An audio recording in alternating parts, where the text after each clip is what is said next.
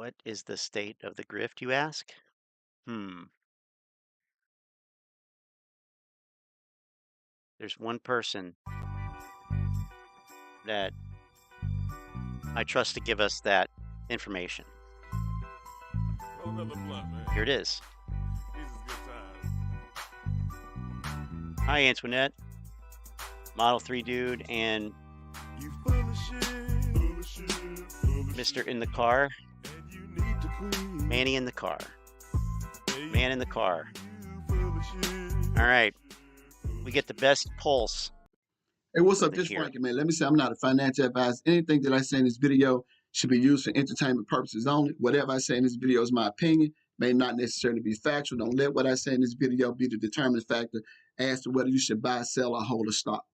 You know, when it comes to Oh, short squeeze play, we'll get to that one. most of us got in this short squeeze play. A lot of us was novice investors. For a lot of us, the AMC short squeeze play is our first experience with as far as being in the stock market. But everybody in our short squeeze play in our community, man, was not novice investors. Some people had experience. And some people made a lot of money off of AMC while we was holding for the short squeeze play. True. That's and true. After watching, you know, the YouTube influencer from up north, after watching his last video, and a lot of people consider him to be a leader in the AMC community at one time. After watching his last video, it's just my opinion and just allegations. I can't prove it.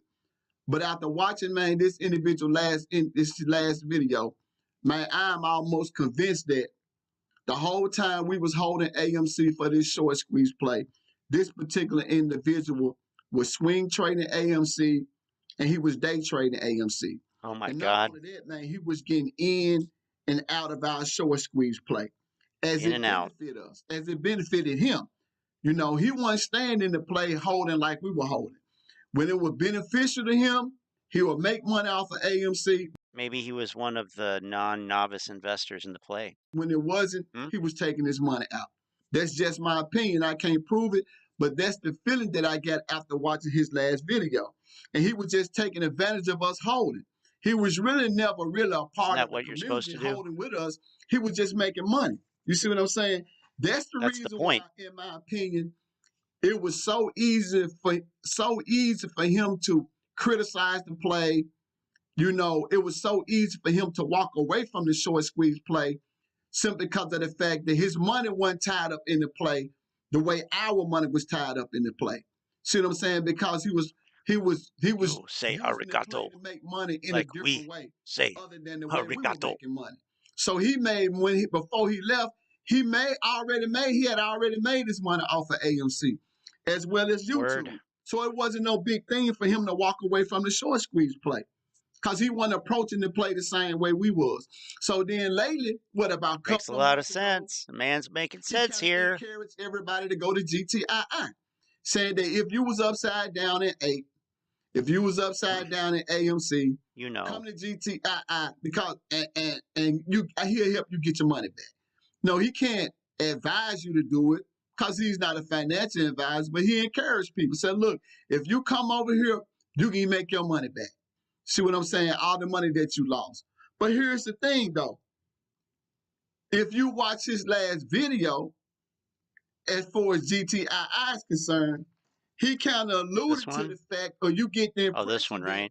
He's not in GTII at this time. Yeah, this one. You see what I'm saying? Because he simply said that in the video, he said that in order for me to put my money into GTII, the company has to show me how far they progressing with the upstream and the token thing.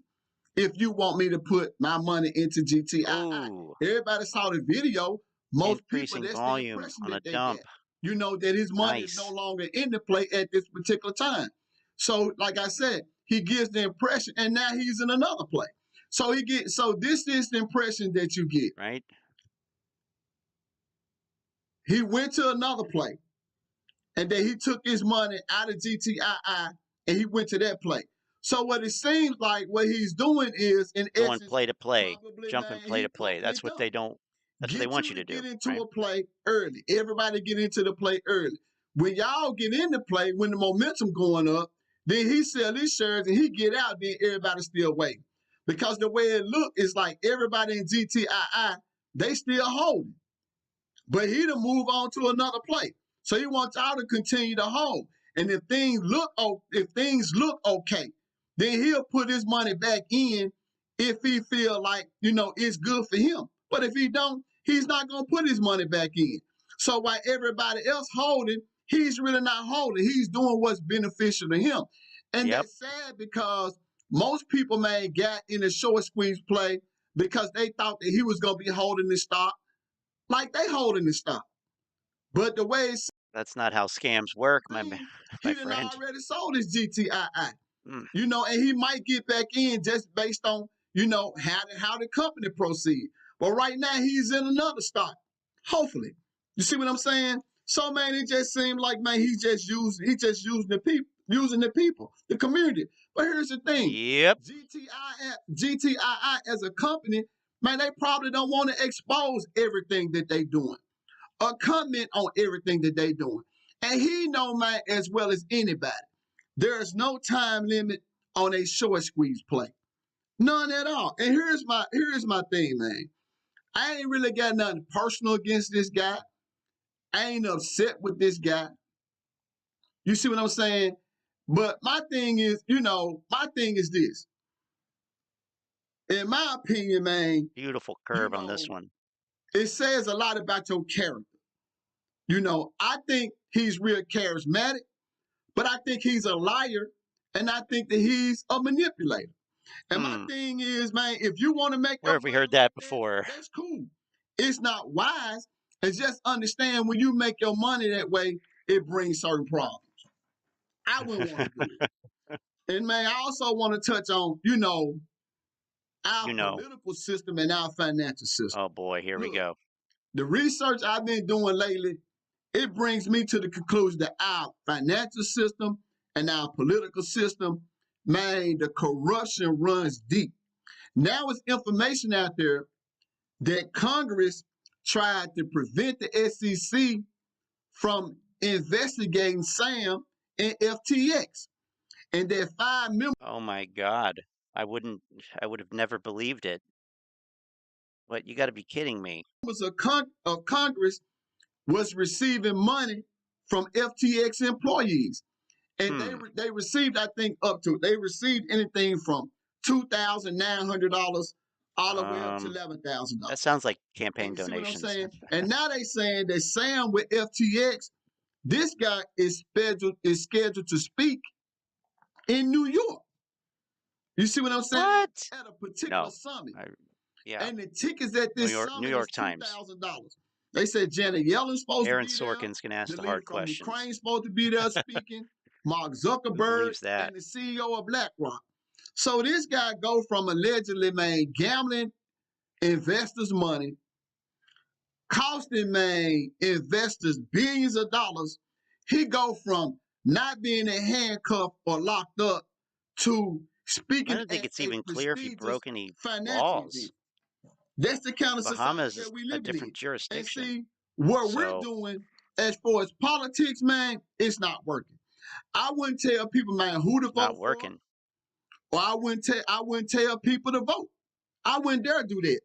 But all I'm saying is what we got right now, man, it's not working. And if you gonna vote, it better be from somebody, man. It better be for somebody that wants to do something about all this white collar crime. It better be about somebody. Yeah. Vote. You better be voting for somebody that want to do something about, man. Who's that? Investors losing billions of dollars in our financial system. And even with the pandemic, somebody who supports education, then that's what I'm hearing.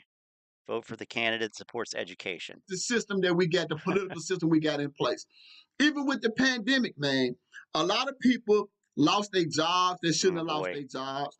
People were forced to put stuff in their bodies that wasn't based on science. They shouldn't have had to do. A lot of businesses were forced to be closed. What is he talking about? Forced to put whatever down longer than they should have been closed down. Some of these businesses have been open up 20, 30, or 40 years. Man, they were forced to go out of business. You see what I'm saying? They trying to do stuff, man, with our kids that they should be doing. They trying to take a lot of personal freedoms away, freedom of speech. So all I'm saying, man, I can't tell you who to vote for. But when you vote, you better make sure, man, Now, you vote for I mean, somebody come on. that Obviously, want to that's not drain the true. swamp. They took away freedom of speech. It would first be from this fucking clown, right? Vote for somebody, Jesus man, that Christ. ain't afraid to rock the boat, and somebody that's not going to go along with the status quo. You see what I'm saying? And I'll close with this. As far as the short squeeze play is concerned, man, look, ain't nothing changed. We still believe our short squeeze play is worth trillions of dollars. We still believe it's worth life-changing money. We still So believe, here's man, the that there state. will be a transfer of wealth. Here's the state of the grift right here. Almost missed Play it. is concerned, man, look, ain't nothing changed. Ain't We nothing still changed. believe our short squeeze play is worth trillions of dollars. We still believe it's worth life-changing money. We still believe, man, that there will be a transfer of wealth. But the diamond hand apes are not financial advisors. Go ahead and do your own research and don't trade on AMC just based on what we say. Do your own research.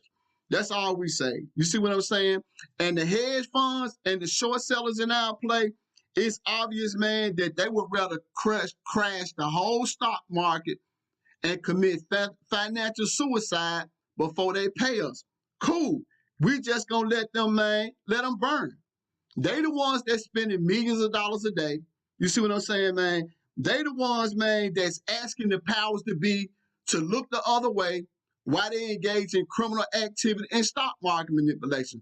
So all we're gonna do is just sit back, continue to diamond hand, and wait for that transfer of wealth. Thank you for taking time out to watch the video. Well, Have a nice day. that makes no sense. So yeah, Lou is pimping the AMC community. He's going from play to play, worried about making money. Why would anybody worry about that? I mean, seriously, focusing on the wrong things here. And the political system is corrupt. And, white collar crime isn't the same as the kind of crime that this guy dealt with when he was a police officer. Okay. Not dealt with the same way. Okay. Got it.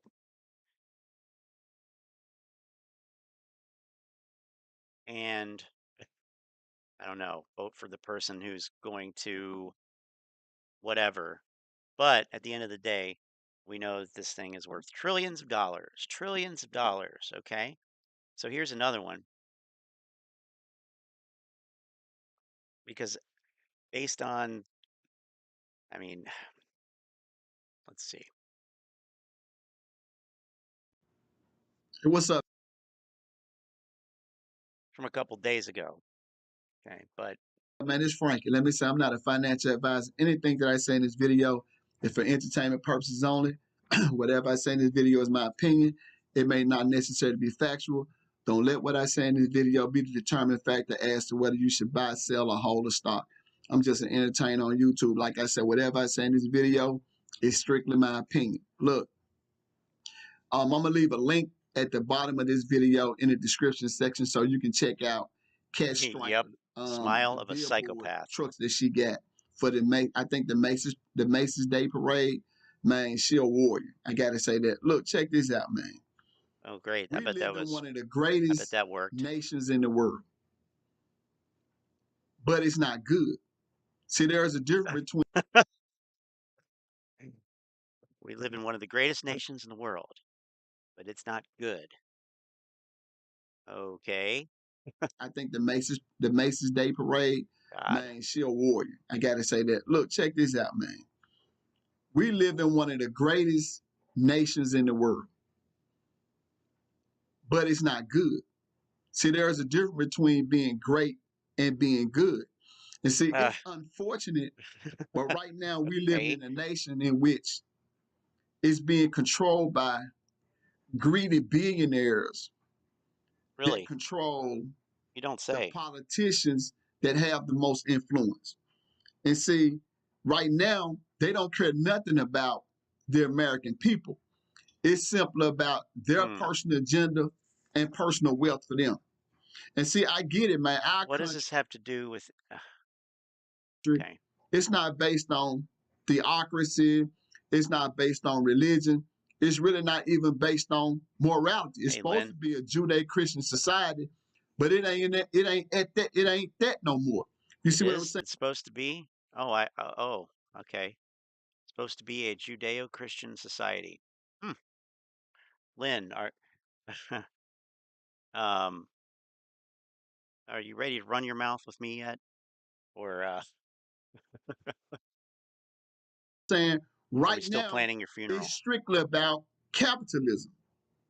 And Well, yeah. anytime, man, you got capitalism, you're gonna always have your have and you're gonna always have your have-nots. And the Okay. haves is always going to be that small group of people, that elite group of people that want to control everything and hoard all the wealth. That's capitalism. But see, here's the thing. When you live in a Uh, society like that, you have to make sure, you have to fight to make sure that you don't become a permanent have not. You have to make sure that you don't be in poverty for the rest of your life. That's the reason why we're fighting in our AMC short squeeze play. We're trying to get justice and we're trying to get financial freedom. You see what I'm saying? And see, our country, we live in a country in which people take what they want. If they want something, they're going to take it. they don't That's take what the it. one percenters do. That's what these billionaires do. They don't take it. I mean, they don't ask, they plot and they take. You see what I'm saying? And What? if you What do weak, they do? you're going to get dogged out by these one percenters. Just look at the devil, man. This is my opinion. These are just allegations. This is the Ah, way I feel. Just look at the devil and look at his colleagues and just look at Robin Hood. okay. These guys, they got together, in my opinion, over a decade ago. And they actually sat down and came up with a plot, a plan, a scheme as to how they was going to steal the American public money. So they What? let retail investors in the stock market, knowing that we was novice, we didn't have no stock market savvy. They knew that. So they let us in the stock market. And they said, you know what? We're going to steal these guys' money. We gonna make these guys our cash cow. They actually sat down and plotted on how they was gonna steal our money. You see what I'm saying? And I think the devil, in my opinion, was behind the whole scheme. I feel like he was the mastermind behind everything. Why? Because you call this person the devil? Well, of course, that person's going to be the mastermind. It's kind of the point, right? Oh, In my Jesus. opinion. And he simply said, you know what we're gonna do? We're gonna create a brokerage app, Robinhood. And not only that, man, we're going to have this payment for order flow thing going on. We're going to have this algorithmic trading. You know, we're going to have this dark pool. And if for any reason, we're going to have this, and for any reason we have issues, we always can, fall back on this illegal naked short. So they knew exactly what they What? was going to do to steal retail investors' money. You see what I'm This saying? is an example Then, of somebody who has no flexibility whatsoever in his thinking. I mean, he is convinced that he knows everything that's going on and it's illegal naked shorting and there's no two ways about it. And that kind of just, rigid thinking, it doesn't really work in this stuff because sometimes you're just fucking wrong. A lot of the times you're just fucking wrong. Everybody when it comes to this shit. So insisting you're right over and over and over, digging your heels in deeper, it doesn't work. Doesn't do any good. Doesn't save you from losing money. So this is so ignorant. So ignorant. I mean, yeah, they sat down probably at one of those big, long, oblong, oval shaped tables, right? In a big room with chairs, a few chairs around it, and thought, they thought up the whole plan. Yeah, they probably thought up the pandemic too. And they thought up how the Fed was going to respond and how everything would play out. And they wrote the script. And Ken Griffin was behind all of it. Yep. Ken Griffin, also known as the devil. he stopped saying that we just gonna do this with Robinhood. You know, he said, And then they created Robinhood and this payment for order flow thing going on. And we can always fall back on illegal naked shorting if we ever get in any trouble. Okay, you know Robinhood. what, man? We're gonna take this whole scheme and this whole plot throughout the entire stock market. We're gonna steal retail investors' money throughout the entire stock market. Now they done elevated to crypto. As a result of their schemes and their plots, you know, now retail investors and the American public, we've lost trillions of dollars because of their criminal behavior. You see what I'm saying? And see now, retail and the diamond hand apes, we on a mission, man, to get justice. And we're on a mission to get our money back. A mission. And we're going to keep poking at the devil. We're going to keep poking, you know what? at his colleagues and the 1%ers until we get justice. They're on a mission from God. You see what I'm saying? You know, it's not, no, we're not interested. Retail investors, you know, and diamond hand apes, we're not interested in being in poverty forever. We're not interested in being a permanent have-not at the expense of 1%ers getting wealthy. No, we're not interested in it. So roll the dice. The thing is, they should have just paid GME. Or they should have, in our case, in AMC, they should have just, you know, paid us earlier in the short squeeze play. But see, they couldn't do it because they greedy, they narcissistic, they egotistic, and they evil. You see what I'm saying? And I don't care how many plays the devil throw up. I don't care how much money people make on these plays. We're not leaving AMC or GME until the devil and his colleagues, they cover their shorts. It's just that simple. Maybe you should see what I'm saying? And AMC, man, and GME. Invite him down to Georgia. These are the plays. They the money makers. So we're not going to leave our short squeeze play to go to no other short squeeze play just because people are taking money. I mean, just because people get a job paid. now. So we're going to continue to fight until we get justice when all the layoffs come. But they're always going to need people to get the carts at Walmart, right? Okay, so yeah, created a scheme. This person's glad they kicked the cab down the road. Cab. They said cab. They gave us plenty of time to gain knowledge and accumulate shares. It's a beautiful thing. Right. I'm hearing some big facts. The devil is always lurking, and I am not in his vessel. And I am not his vessel. See, this is the problem with using that type of language, because now you have idiots that hear, well, I'm sorry, silly wabbits here, you know, making a cross association with some other cult with this type of language here. Oh, Jesus. Happy Thanksgiving to you and keeping us in this play. Thanks, AMC Bigham's Boss Blunt, Ape Will, Feel for Real, Cat, CSI. Thank you guys again. Speaking of these clowns, CSI, he has an interesting bit of video here. I haven't watched it yet, but I heard about it. Heard about it on Mohammed's channel. It looks like something that we've been talking about saying on this channel for over a year and a half. It really does, but I'm gonna, make sure that it is before I claim that, but it really does. What's up, everybody? It's the Common Sense Investor coming at you with another video. This video, we're going to talk about the trading app moomoo. Now, I'm not going to promote moomoo because I don't promote moomoo. As a matter of fact, by the end of the video, you're going to understand why I do not recommend advertising or promoting moomoo or any other trading app. Now, you may remember a few months back, me and Thomas James had a little confrontation over moomoo. That I'm watching his video and he's telling people it's not a payment for order flow company.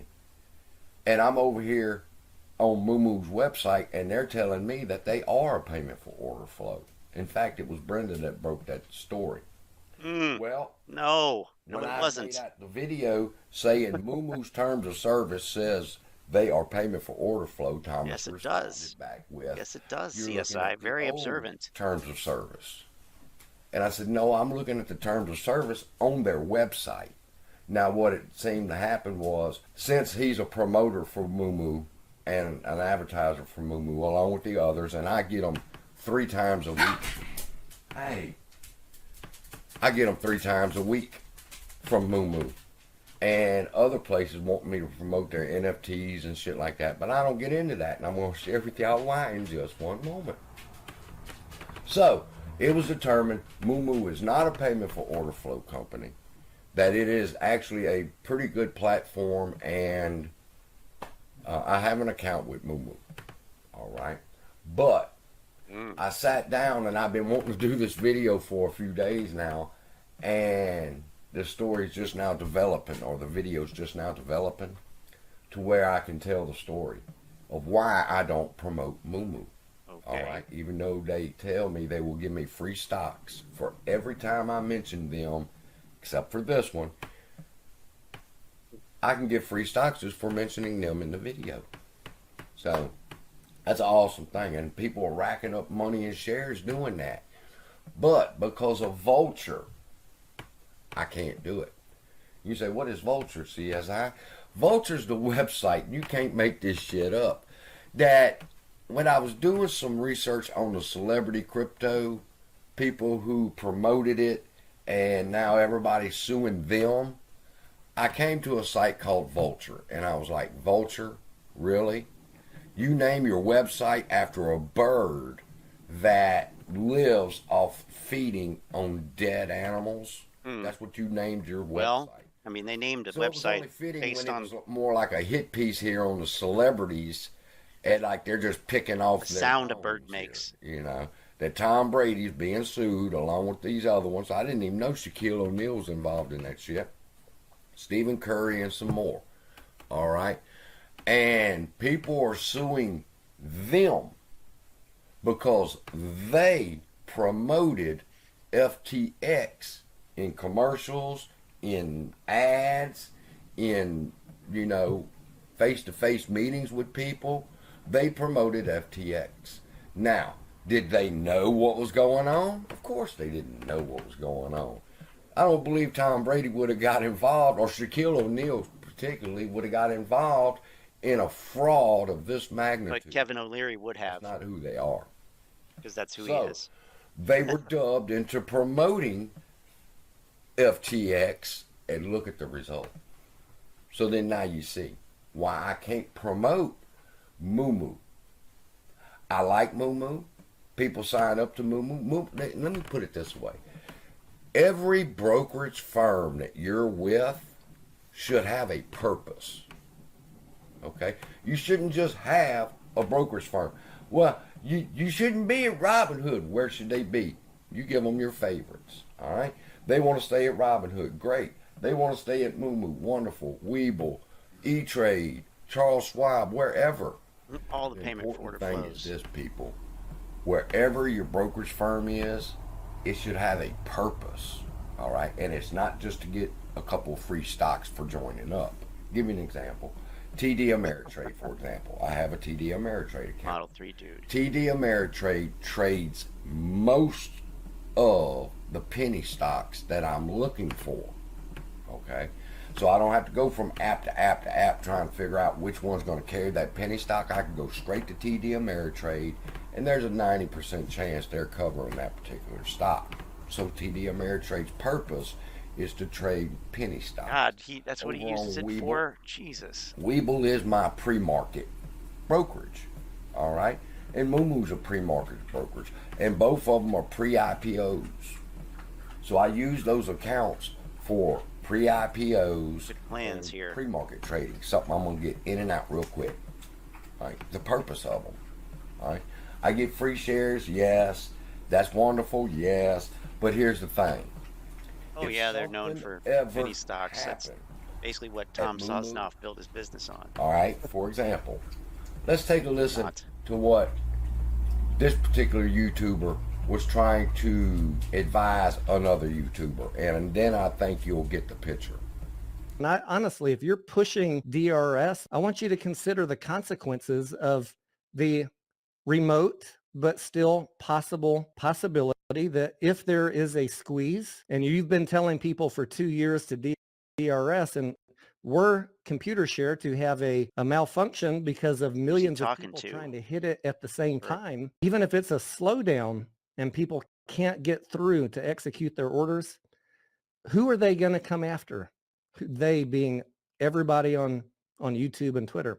They're going to come after the people that were pushing computer share. I do not. Is it cold? Was it cold in Texas, I guess? Did they get down in the 20s want again? To be in the middle of. Now, you know who that was. I don't have to tell you who that was. But Franzetti. He was making that statement Franzetti. in relation to Froggy Styles, calling him out, being an expert financial advisor and shit.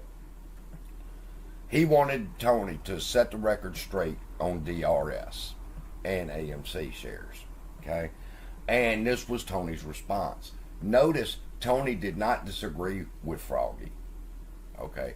What Tony did was advise Froggy, be careful, because if something goes wrong over at computer share, you're going to be held accountable because you promoted this. Now, what do I think about DRS real quick? I think Tony don't want to fucking he just answer said the that Tom Brady didn't know that FTX was going to pull some shit. So how would these other AMC influencers know that computer share is going to pull some shit? Why would you hold them accountable? Hold yourself accountable. That's really all you can do. Quit passing the fucking buck. That Froggy's put to him because it disagrees with his buddies, and he can't disagree with his buddies, but that's another story. In this particular case, let's go back and talk about promoting moomoo, all right? For the exact same reason Tony said this is why I don't push moomoo or any other brokerage firms. I can explain why I use each one, and if you are want to open an account, wonderful. But as far as promoting it and saying this is where you need to be doing this, no, that's between you and your research and your DD for you to figure out. So that's between you and Reddit. We're going to be caught up like Tom Brady and Shaquille O'Neal and the Kardashians and all the rest of them behind this promotion of a brokerage firm or crypto exchange. So what was his... Where if something happens in the squeeze, how did he weasel out of the payment for order flow people can't sell their shares out of moomoo, they're going to be looking at me and going, what you told us to buy here. And that's why I won't do it. So with that, I'll let you go. Love y'all. Be blessed. Like that. But I don't get into that. And I'm going to share with y'all why in just one minute. But they tell me they will give me free stocks for it and eating on dead animals. Story. Well, when he's telling people it's not and their teams had a little confrontation over moomoo, that I'm watching his video and he's telling people haven't it's not found a one yet. order flow company. And I'm over here on moomoo's website and they're telling me that they are a payment for order flow. In fact, it was Brenda that broke that story. Well, when I've made out the video saying moomoo's terms of service says they are payment for order flow, Thomas responded back with, you're looking at the old terms of service. And I said, no, I'm looking at the terms of service on their website. Now, what it seemed to happen was, since he's a promoter for moomoo and an advertiser for moomoo, along with the others, and I get them 3 times a week.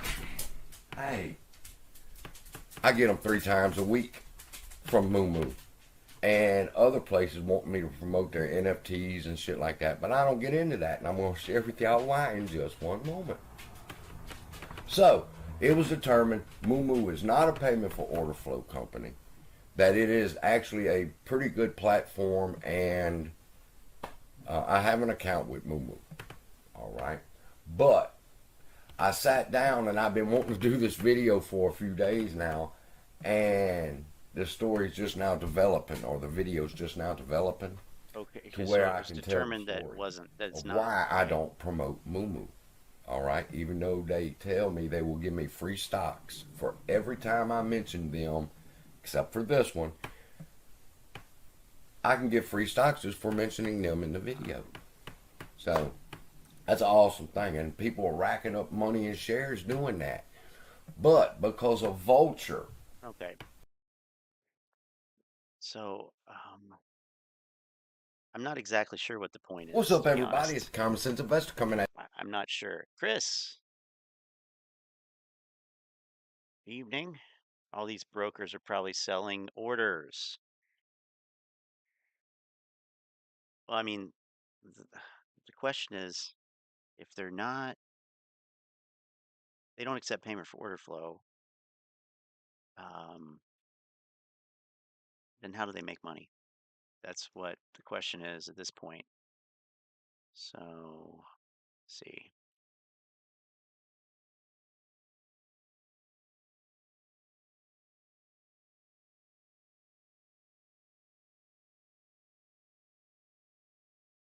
I mean,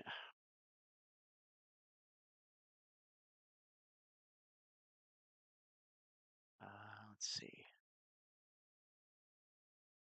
All right, I got it right here. So,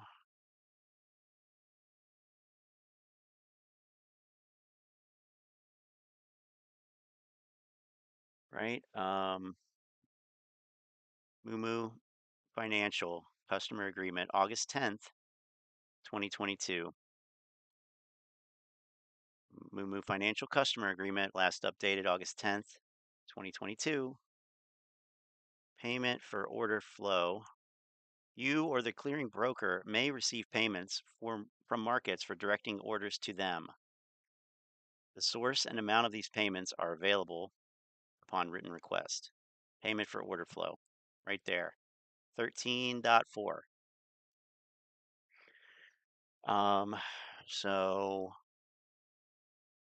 I don't know. I mean, I realize it's November, but it says it was last updated August 10th. Last updated, and there it is, right there. Payment for order flow. So, I mean, if they don't accept it or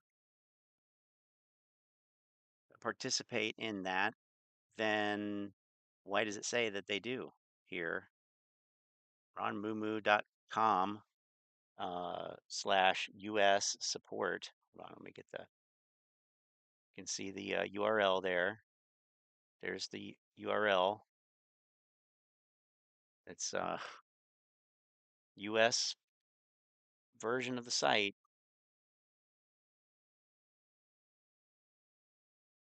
Transparent opaqueness, or yeah, opaque transparency. Either way, effective idiocy, effective altruism. Ugh, God, bunch of gobbledygook. So anyway, I don't know. I mean, I'm looking at the terms and conditions agreement, and it says that they may accept it. So the clearing broker. So maybe that's how they get that. Maybe that's how they weasel out of it.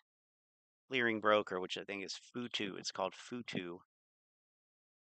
Um, anyway, I've been talking about this for a while, but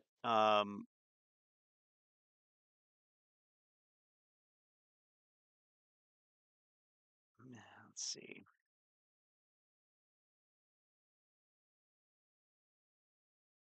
I think that that Frank mentioned it in one of these videos that he got it from CSI. But anyway, um, so so this there's just a lot of it's ridiculous. I mean, so we could go to. I was hoping that this had anything to do with AMC because it looks yummy, but no, of course not. It's in Slovakian, I guess. Oh no, I'm sorry. It was Donnie who said it. It was Donnie who said it. Can't remember if it was this one.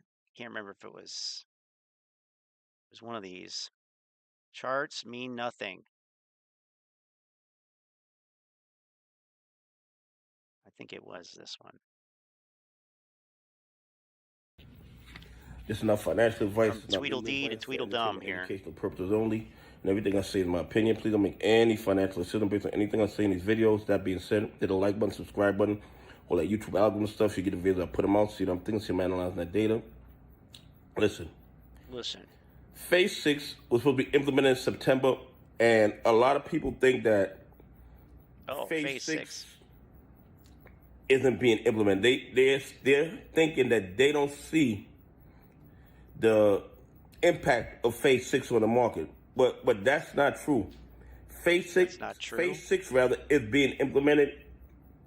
Why does he look like he is sitting on the toilet taking a massive shit?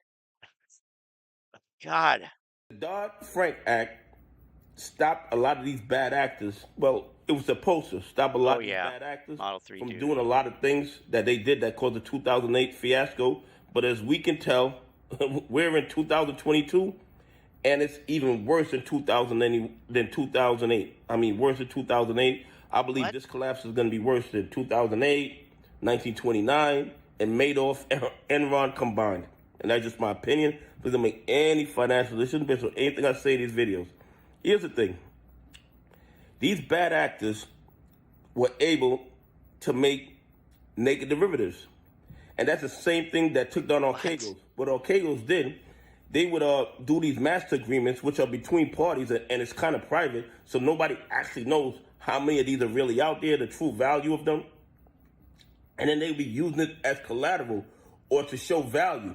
So a company like Archegos could go from what, 200 million to worth 20 billion overnight because of these master agreements that were made between parties that wasn't supported by anything of any real value. As far as I'm concerned, and this is just my opinion, they were running a Ponzi scheme. And that Ponzi scheme crashed and burned, took down Archegos, and put Credit Suisse in a very bad financial bind. Oh my but here's gosh. what Phase 6 is going to do. And this supersedes the DTCC, this supersedes SEC, it supersedes our regulatory agencies. Because these total return swaps that really have no real value, these naked derivatives, are not going to be accepted by the international community anymore as collateral. So even if the collateral SEC, for the what? DTCC refuse to do their jobs, the international community will not be accepting these total return swaps, these master agreements as collateral anymore. They're going to be forced to put up more money. They're going to be forced to have these things supported by something of real value, and that.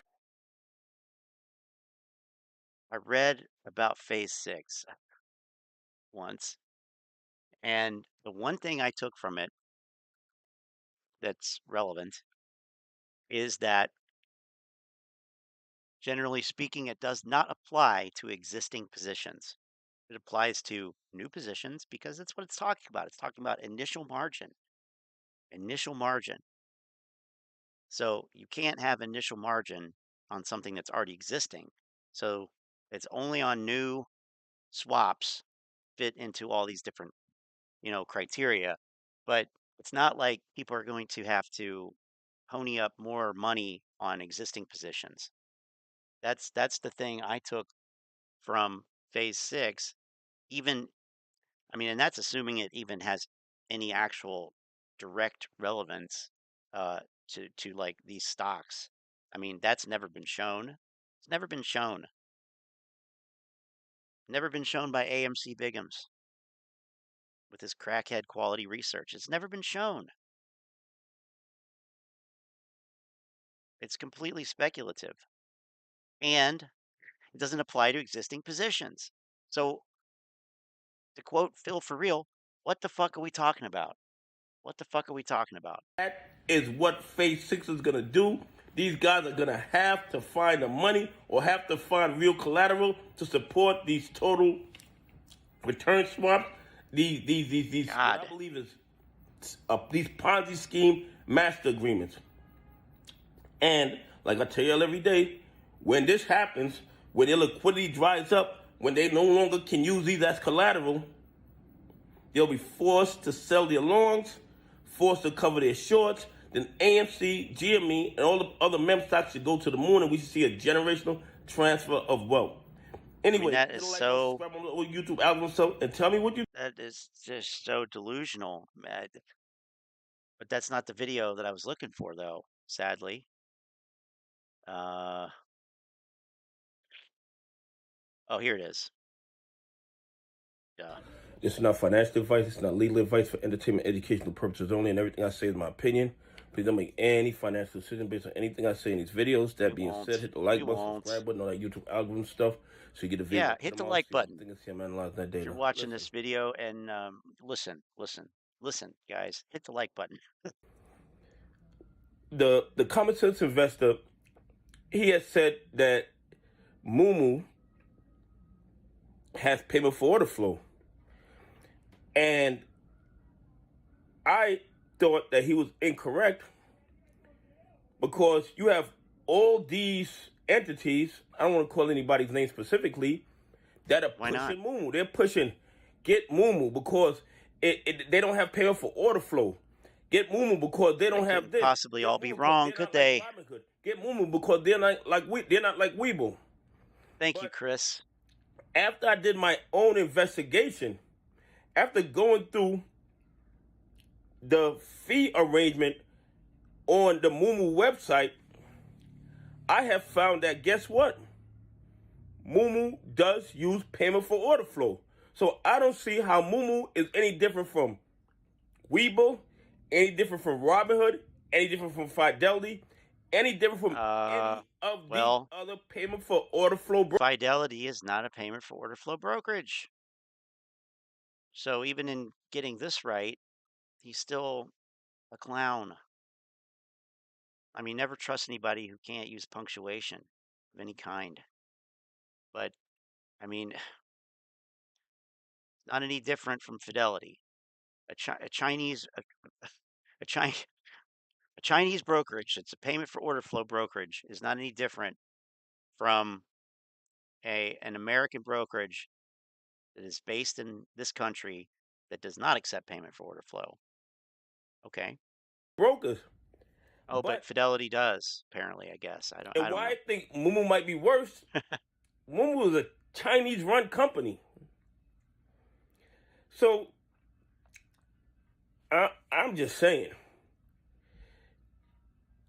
China has a way of controlling all their companies. Anything out of China is quasi-controlled by the government. They can shut the company down whenever they want. The company has to share details with China. So I'm not sure if your information is safe on moomoo. Okay? And I'm not fast reflexes there, Lynn. I'm not telling you not to use moomoo. I'm not telling you to use Robinhood, not to use Robinhood. All I'm telling you is this.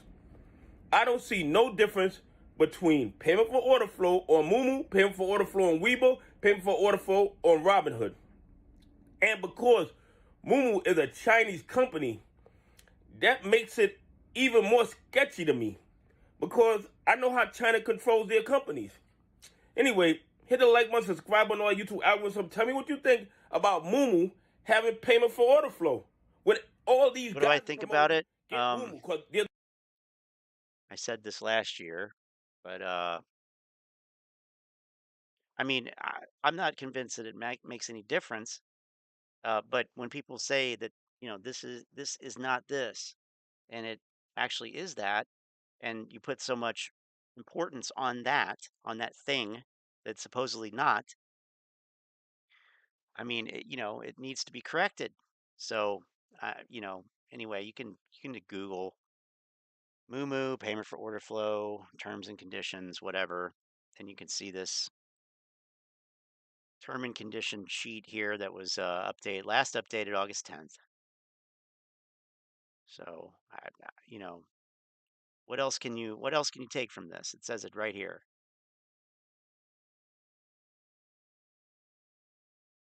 fee schedule. It's probably not going to be on there. Oh.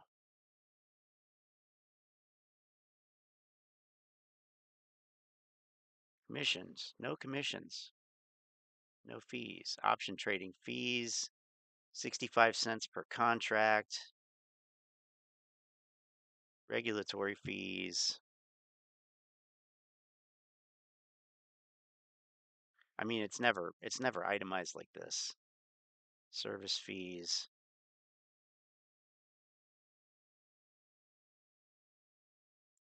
I don't know of any brokerage that actually does. I'm just in the customer agreement. Customer agreement. Broker dealer, moomoo US, yada yada yada, FINRA. Anyway. Oops. Yeah, sorry about that. I'm just in the moomoo financial customer agreement.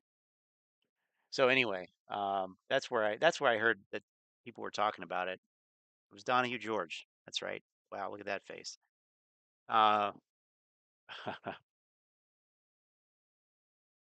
But there is one of these. This is going to be painful. I'm just going to say it in advance. It's going to be painful.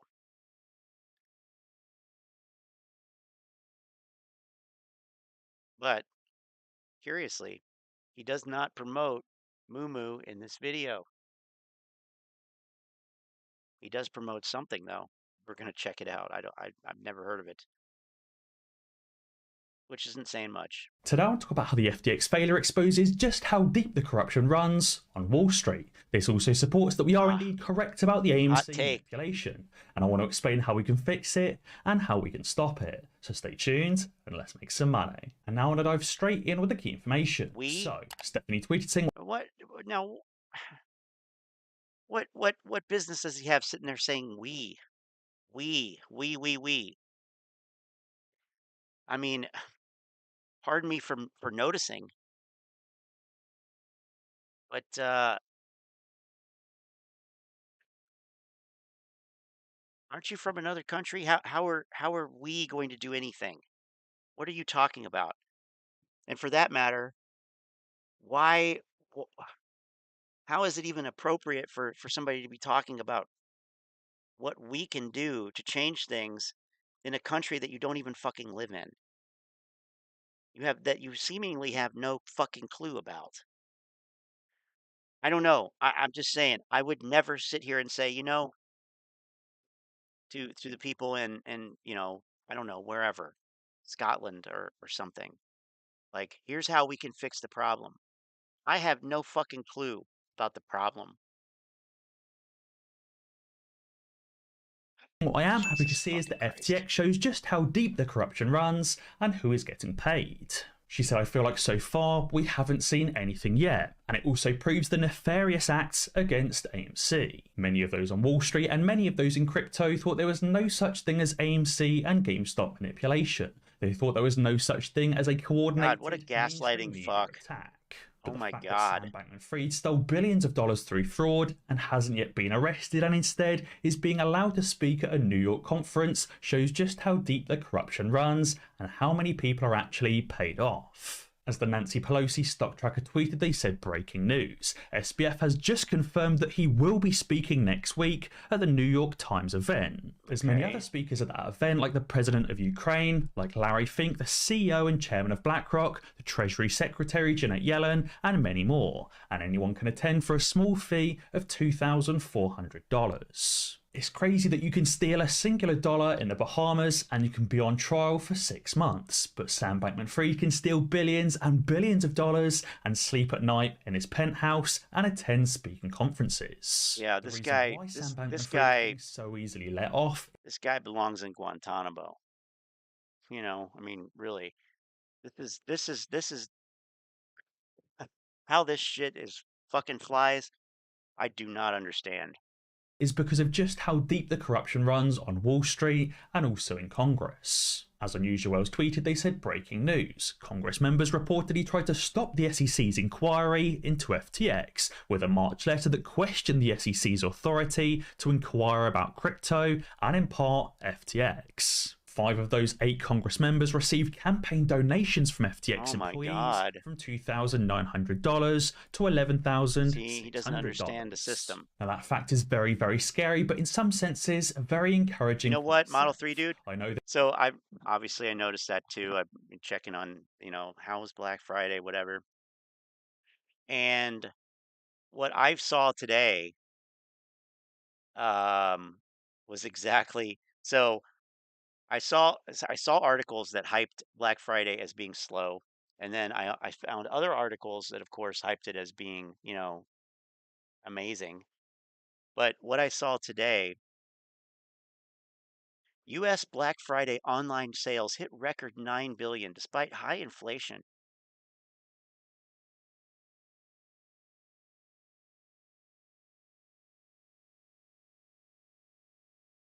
And there were other, if I go to, other headlines on that too.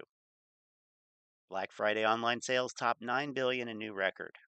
So that's the talking point, I guess. That's the bullish scenario. It's like, okay. Anyway, just thought that was funny.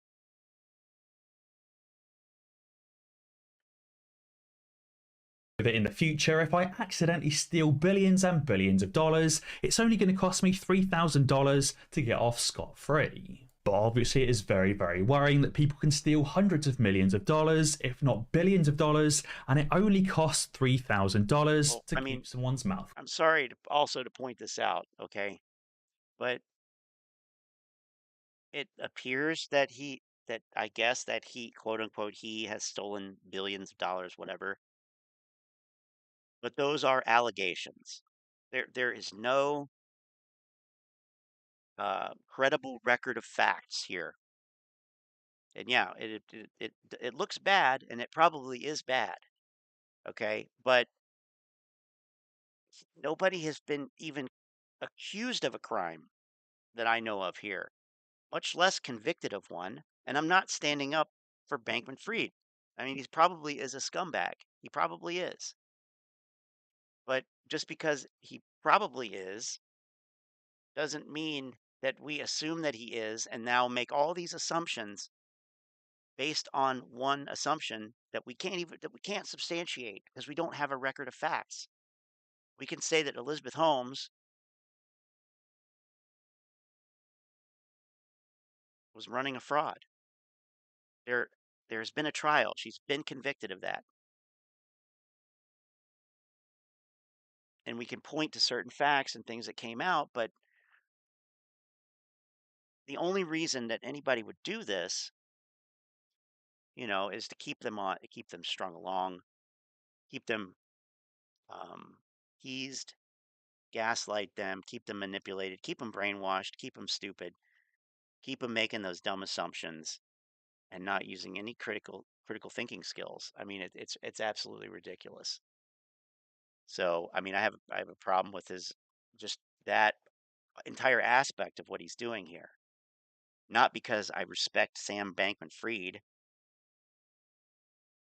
but because I respect critical thinking anyway. Closed. There I was thinking it costs millions of dollars to bribe congressmen and political officials, but it turns out it only costs $2,900, or $11,000 for the expensive guys. And on top of this, it also seems like Sam Bankman-Fried is being protected by the mainstream media.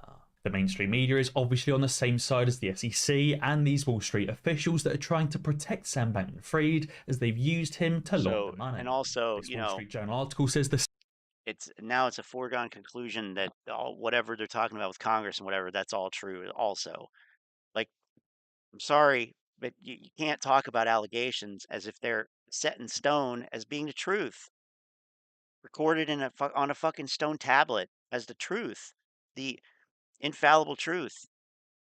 But that's what has happened pretty much since like last June with these clowns. And this is no different. Saintly Sam Bankman-Fried was on a mission from God to save humanity. A mission from God. Was unfairly destroyed by his evil enemies. This article obviously makes out that Sam Bankman-Fried is a saint sent on a mission from God, not somebody that just stole billions and billions of dollars from the retail investing public. It says the FTX founder pledged to donate billions of dollars. His firm's swift collapse wiped out his wealth. I know. Ambitious philanthropic endeavors. It says Sam Bankman-Fried said he wanted to prevent nuclear war and stop future pandemics, and he pledged to use his vast and growing wealth to do so. And it says this is something of a tragedy for people who are hoping philanthropy could step up and fill the gap in addressing the catastrophic risks that government isn't nimble enough to deal with. It's crazy how the mainstream media can paint a literal criminal in such a positive light. And as Elon Musk replied, he said it looks like the Wall Street Journal is giving foot massages to a criminal. At this rate, it genuinely wouldn't surprise me if Sam Bankman-Fried is protected by Wall Street, is protected by Congress, and is protected by the mainstream media, and doesn't face a single second of jail time. After the fiasco of FTX, I've decided to look for reliable and solid platforms. Here it is. Found Prime XBT, with multiple awards and 4 years on the market. Prime XBT. Oh, that's the new one, huh? That's the new one. Prime XBT, because you gotta have something to make money on. Did this guy promote FTX? I don't know. God. Prime XBT. Your address shows you're attempting to access from a restricted jurisdiction. Okay. So I can't use Prime XBT. Oh darn. Prime XBT doesn't lend out ever stolen. APY on your money is also 100% safe. Prime XBT. Listen to that. Trade with client and 4 years on the market. Prime XBT doesn't lend out or trade with client funds, and this money is entirely separated from company money too, meaning that your deposits with Prime XBT are 100% safe. 100% Prime XBT safe. also serves 152 different Tom, that's what people said about FTX. Okay? countries. My God. $0 in client funds ever stolen. Prime XBT is the #1 platform. They actually have that on their funds. They do. Zero clients' funds stolen. Holy shit. Ever stolen. Prime XBT is the #1 platform to buy, hold, and trade crypto with #1 leverage and with low fees as well. You can also earn interest of up to 14% APY on your money. How do you do that? Daily, and assets are never locked up. The Prime XBT platform never locked up until there's a run. It's got a straightforward and fast registration process, and it has a very the irony, I just can't take it. I can't fucking take it. $7,000 in free crypto. And as Nagato tweeted, he said the funny thing is how the media and political connections are protecting Sam Bankman-Fried. He said that's how the traditional system works too, just 1,000 times more corruption there and the inner workings. And that's what we're trying to change. Obviously, we know that FTX was corrupt, but there's 1,000 times more corruption happening with AMC and with GameStop. What? There's 1,000 times more manipulation. 1,000 times more manipulation right here in your squinty ass. I mean, god damn. And potentially more money being swept under the rug and stolen as well. Even though FTX collapsed, losing potentially $10 billion, if not more, of customer funds, don't forget Wall Street has been stealing from the average American for years and has stolen trillions of dollars. So here's a guy saying, oh yes, the Wall Street has been stealing from Americans for years. I mean, wow. And GameStop squeezes will be valued in the hundreds of billions, if not the trillions of dollars. Oh my God. On top of that, Wall Street has already stolen trillions of dollars from the average American over the last 20 or 30 years. And that's why, as Quickstepper tweeted, he wants to fix that and he wants to stop the corruption. He tweeted saying, as an investor in AMC, I demand the SEC issue an emergency order. Effective immediately to halt short selling in AMC. To halt short selling in AMC. Oh, okay. As an investor in AMC, I demand that you stop other people from making investments in AMC, trading AMC. I want there to be fewer people, fewer positions established in the AMC because I'm an investor in AMC. What an idiot. Pursuant to its authority in Section 12K2 of the Securities Exchange Act of 1934, until the entire FTX fiasco is resolved.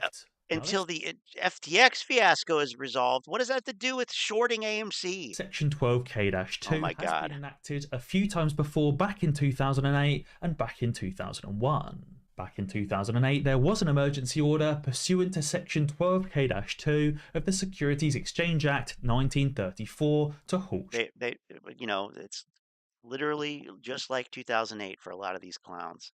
And here's another connection. Oh my God. Short selling. It says the Commission is aware of the continued potential of sudden and excessive fluctuations of securities prices and disruption in the functioning of the securities markets that could threaten fair and orderly markets. It says we're concerned about the possible unnecessary or artificial price movements based on unfounded rumours regarding the stability of financial institutions and other issuers exacerbated by short selling.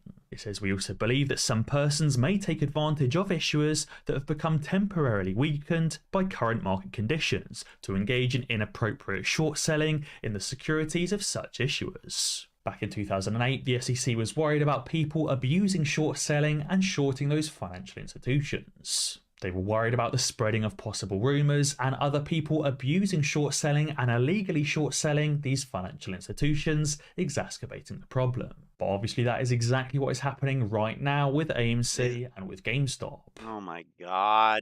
No, it's not. Okay? No, it is not. It's not the same at all. He is a fucking clown. I mean, this is a fucking clown right here. Lehman failure was 600 billion, FTX is 10 billion. It's true.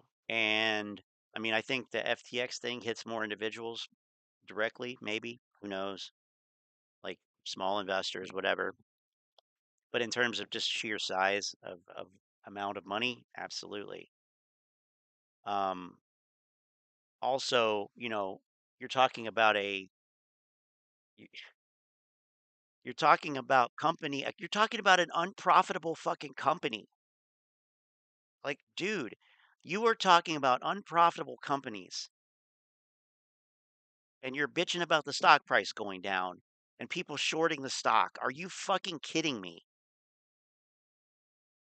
Are you fucking kidding me? Unprofitable, up to their eyeballs in debt company.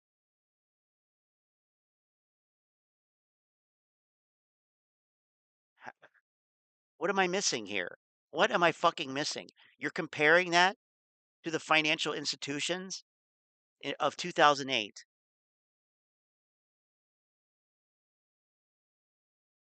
I fail to see the connection.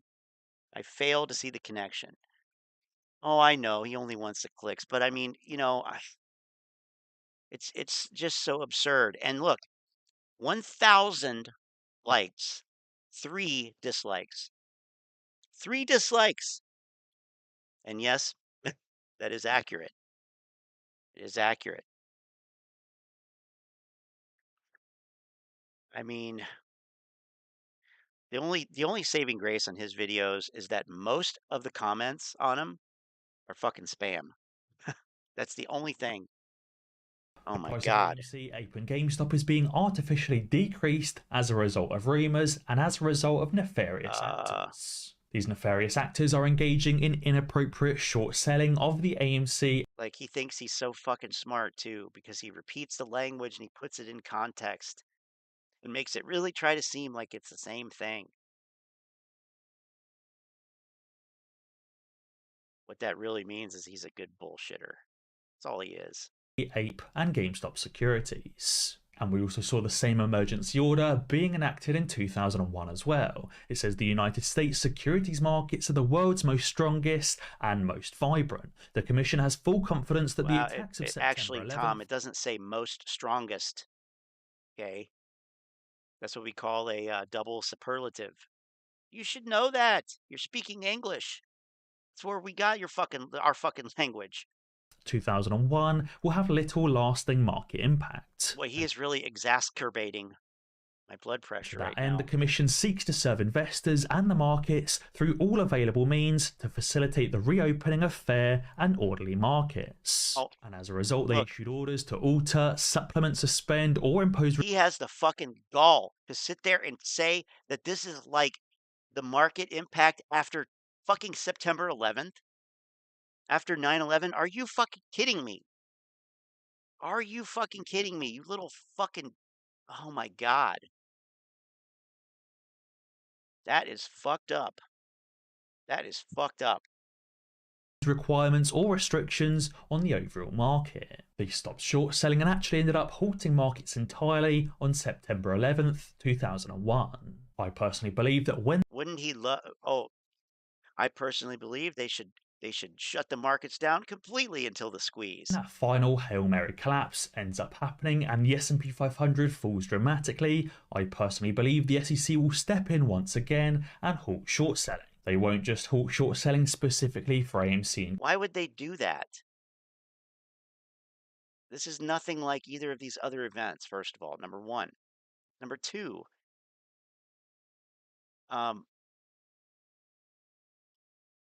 you know, it's not, is it even worth it?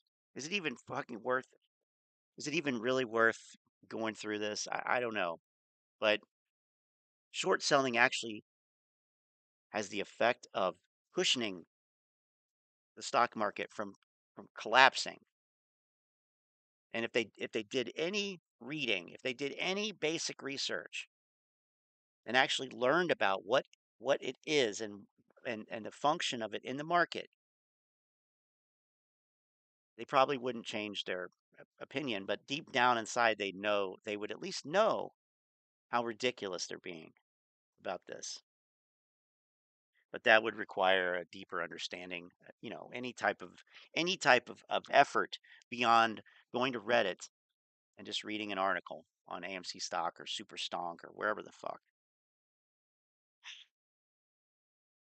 GameStop, but they'll halt short selling on the overall market as a whole. I expect the coming collapse to be worse than 2008, and therefore it won't just be financial institutions where the short selling is halted, it will be tech stocks as well, and all stocks in the entire market. And obviously with no short selling possible on AMC, GameStop, and Ape, and many other meme stocks, those stocks will flourish. There will be no way for these stocks to be pushed back down, and with all of the retail buying pressure, these stocks will end up squeezing. And it seems. But if it's worse than 2008, how many people had the money to buy fucking stocks, especially stupid speculative ones? For let's put it in context. 2001, a .com stock, penny stock, for example, or in 2008, overstock. I mean, I'm sorry, like people were, losing their houses. As many apes as there are, 3 times as many people lost their homes in 2008. So I don't see the connection at all. Don't see the connection. Seems like we're getting close to that final Hail Mary crash. As the Game of Thrones tweeted, they said we've not seen so few days. And it says game of trades, my friend. Game of trades. Idiot. Buying pressure, these stocks will end up squeezing. And it seems like we're getting close to that final Hail Mary crash. As the Game of Thrones tweeted, they said we've not seen so few days in the market worldwide since the financial crisis. In 2020 and 2021, we were seeing 160 trading days a year of consistent green days. Right now, we're seeing less than 120. That is the least amount of green days seen since 2008, and before that, 2001 and 2002. The market crash is continuing, and the next leg down is just about to start. After this next leg down, we will see less green days than we saw in 2008 and 2001, 2002, and 2003 before that. We will see the S&P 500 falling below 350 and potentially below 300 points as well. And that all-out market collapse will cause mass panic across stupid. Okay, we're at the end of this video. They want to ban short selling on AMC and GameStop because they did it in 2008. Well, I mean, you don't have to spend a lot of time doing this research, but you should be able to do at least a little bit. And here's this is the abstract, but it's from the Federal Reserve Bank of New York. And market declines. What is accomplished by banning short selling? Okay. 3 authors here. In 2008, U.S. regulators banned the short selling of financial stocks. Oops. Fearing that the practice was helping to drive the the deep drop in stock prices during the crisis. However, a new look at the effects of such restrictions challenges the notion that short sales exacerbate market downturns in this way. The 2008 ban on short sales failed to slow the decline in the price of financial stocks. In fact, prices fell markedly over the 2 weeks in which the ban was in effect and stabilized once it was lifted. Okay, so the stock prices actually went down more after they banned short selling and only stabilized once they lifted the ban. Similarly, following the downgrade of the U.S. sovereign credit rating in 2011, another notable period of market stress, stocks subject to short selling restrictions performed worse than stocks free of such restraints. So it's not, I mean, but this would require somebody to, Google, um, what did I Google? 2008 short selling ban effects, something like that. That's all. And you can get the full article here. You can read it. And it's probably got citations. Yes, it has references right here. And yeah, so that's, it's from the Federal Reserve. Well, they're liars. Okay. All right. Of course they are. But, the point being here, this is brain dead nonsense, stupid, ridiculous. Okay. Okay. And the reason the reason why, it probably has something to do with liquidity, I would imagine. But that's just my guess. All right, so we're gonna have to go back and pick up New York, New York, Angie. See. Oh, look, it's Dave Lauer. How old is that clip? He doesn't look like that anymore. That's Dave Lauer before he had 3 kids. This is how the hedge funds are trading risk-free, and they always make money as long as they have a very good high-frequency trading team. What are some of the most crazy predatory tactics that you think high-speed traders are still using right now? So one of them is called quote stuffing, and it exploits a quality of the feeds that send data out of the exchanges. These feeds are broken up by alphabet. So you have, for example, A to C is one channel.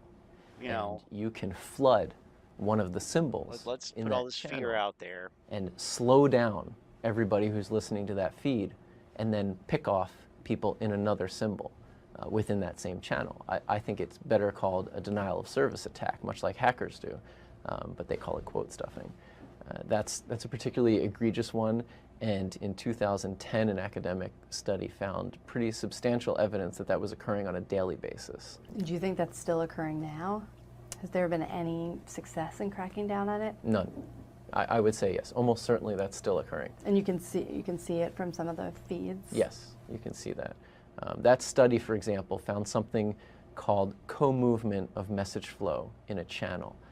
It's a mathematical term, but you would expect to see co-movement within an industry or symbols that are exposed to the same macroeconomic factors. It's on something called co-movement of message flow in a channel. It's a mathematical term, but you would expect to see co-movement within an industry or symbols that are exposed to the same macroeconomic factors. But the fact that things were moving together because of their alphabetical listing makes no sense. The only explanation is nefarious activity. So if the market has ticked up, for example, and somebody still has stale orders in the market to sell at too low of a price, you can hit those orders. Is that what it's called, Dave? Is that what it's called? Because I'm not really finding anything on that, except for reference to Dave Lauer saying it. I mean, no shit, literally, co-movement. Maybe I should hyphenate it. Nope, that's even worse. Co-movement of message flow in a channel. The only reference on the internet to that, in quotation marks, which I like to do, make sure I'm getting that phrase, reminds me of Dave Lauer's comment on what he called co-movement of message flow in a channel. Here, where stocks trade together but are not even in the same, oh my God, they trade together but they're not in the same industry. Are they in the same ETF maybe, or the same series of ETFs? I don't know. But there's what a simplification, what an oversimplification, and then throw a fancy sounding term on it that apparently doesn't exist on the internet. Okay, got it. And then sell at the next price level, and it's a riskless trade. And that's what they're looking for. They're looking for riskless trades. And most of the nefarious activity involves generating situations to realize these riskless trades. Quote stuffing is the name of the game, guys. Look at this. Quote stuffing is the practice of quickly entering and then withdrawing large orders in an attempt to flood the market with quotes that cause competitions to lose time in processing those orders. This is what Dave Lauer explained. Very, very smart. He said that people will be losing a lot of time following up the feed with orders, while the original people who flood the market with so much information are not attempting to buy or sell on these levels. They know that the price is already different out there. The example over here is that if you have a major sell-off in some of the securities, right, over here, and if you flood the feed with even more large sell orders without attempting to sell anything, right, the people that are following the feed looking for potential consolidation and then reversal, to buy in, are the people who are looking into completely different channels, not the channel that is already flooded with a bunch of sell orders. So they will see that the reversal is already happening. We're talking about channels here. We're talking about focusing on a different channel that the stock is kept dipping, right? So this is the risk-free trade, because if you already see the future, shut the fuck up. You don't know what you're talking about. Inversing. Shut the fuck up. Is that all you're doing? Is just putting out FUD about high frequency trading? Okay, that's stupid. That's retarded. So the people who should provide liquidity on Look, he's just sitting here in his 90s ski jacket, which I kind of dig the colors on, to be honest, but he's just sitting here with his jacket on, this recording video after video after video today. Market run away during the flash crash, guys. According to Dave Lauer, there were no buy and sell orders. Dave again? Because everyone was sitting on the sidelines, and the people who should provide shares on the open market for other people who wants to buy just left. They pull out everything.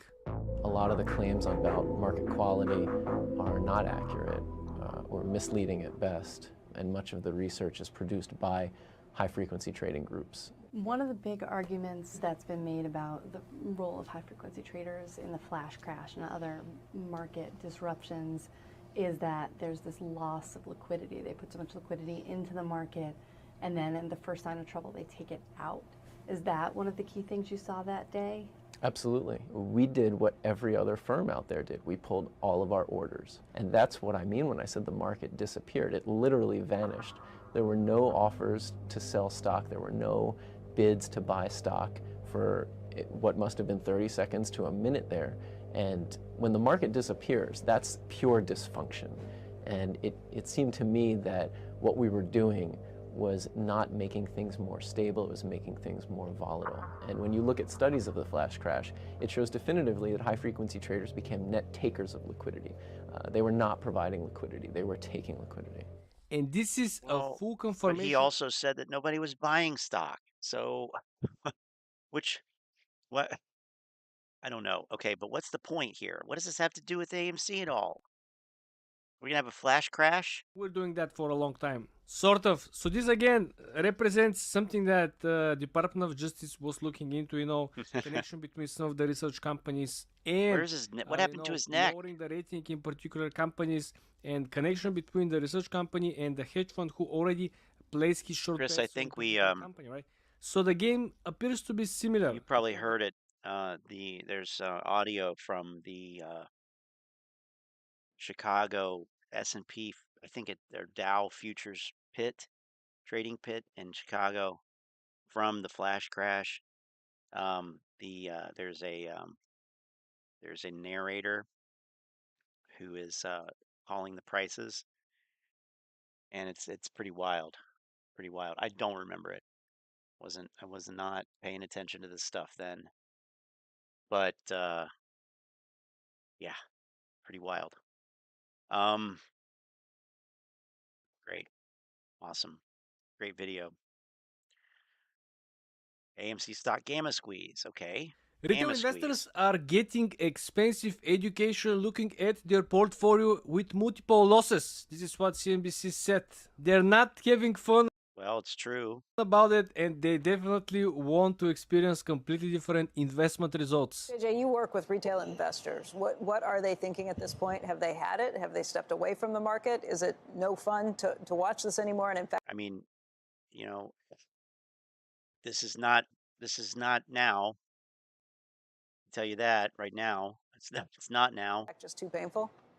Well, let's jump back to a period when the VIX was 31 and June, right at the June bottom, huh? Good. Everybody's having fun when, let's face it, retail tends to trade from the long side primarily. And so I don't think people are having fun watching the market go down as much. But I also think the good thing is a lot of retail traders have learned from the 2008s, 2000s world. We have a new generation. I know you've talked about this before, Becky, that never has seen a market that goes down. So there is probably some education going on from that point of view also overall. But hey, Tony.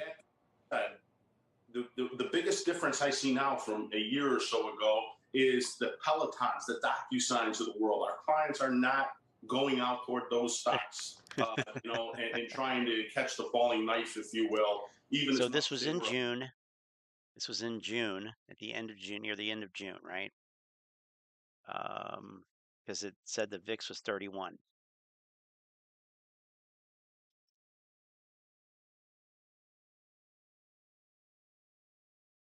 Probably right in this area right here. So mid-June, I guess.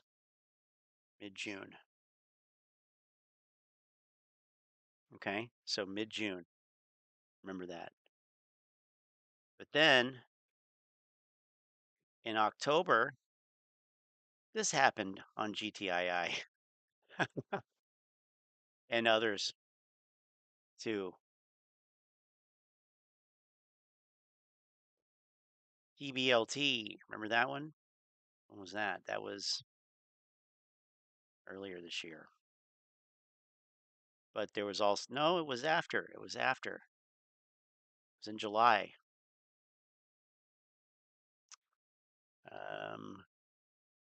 It's probably the only other really stupid one I have on here, but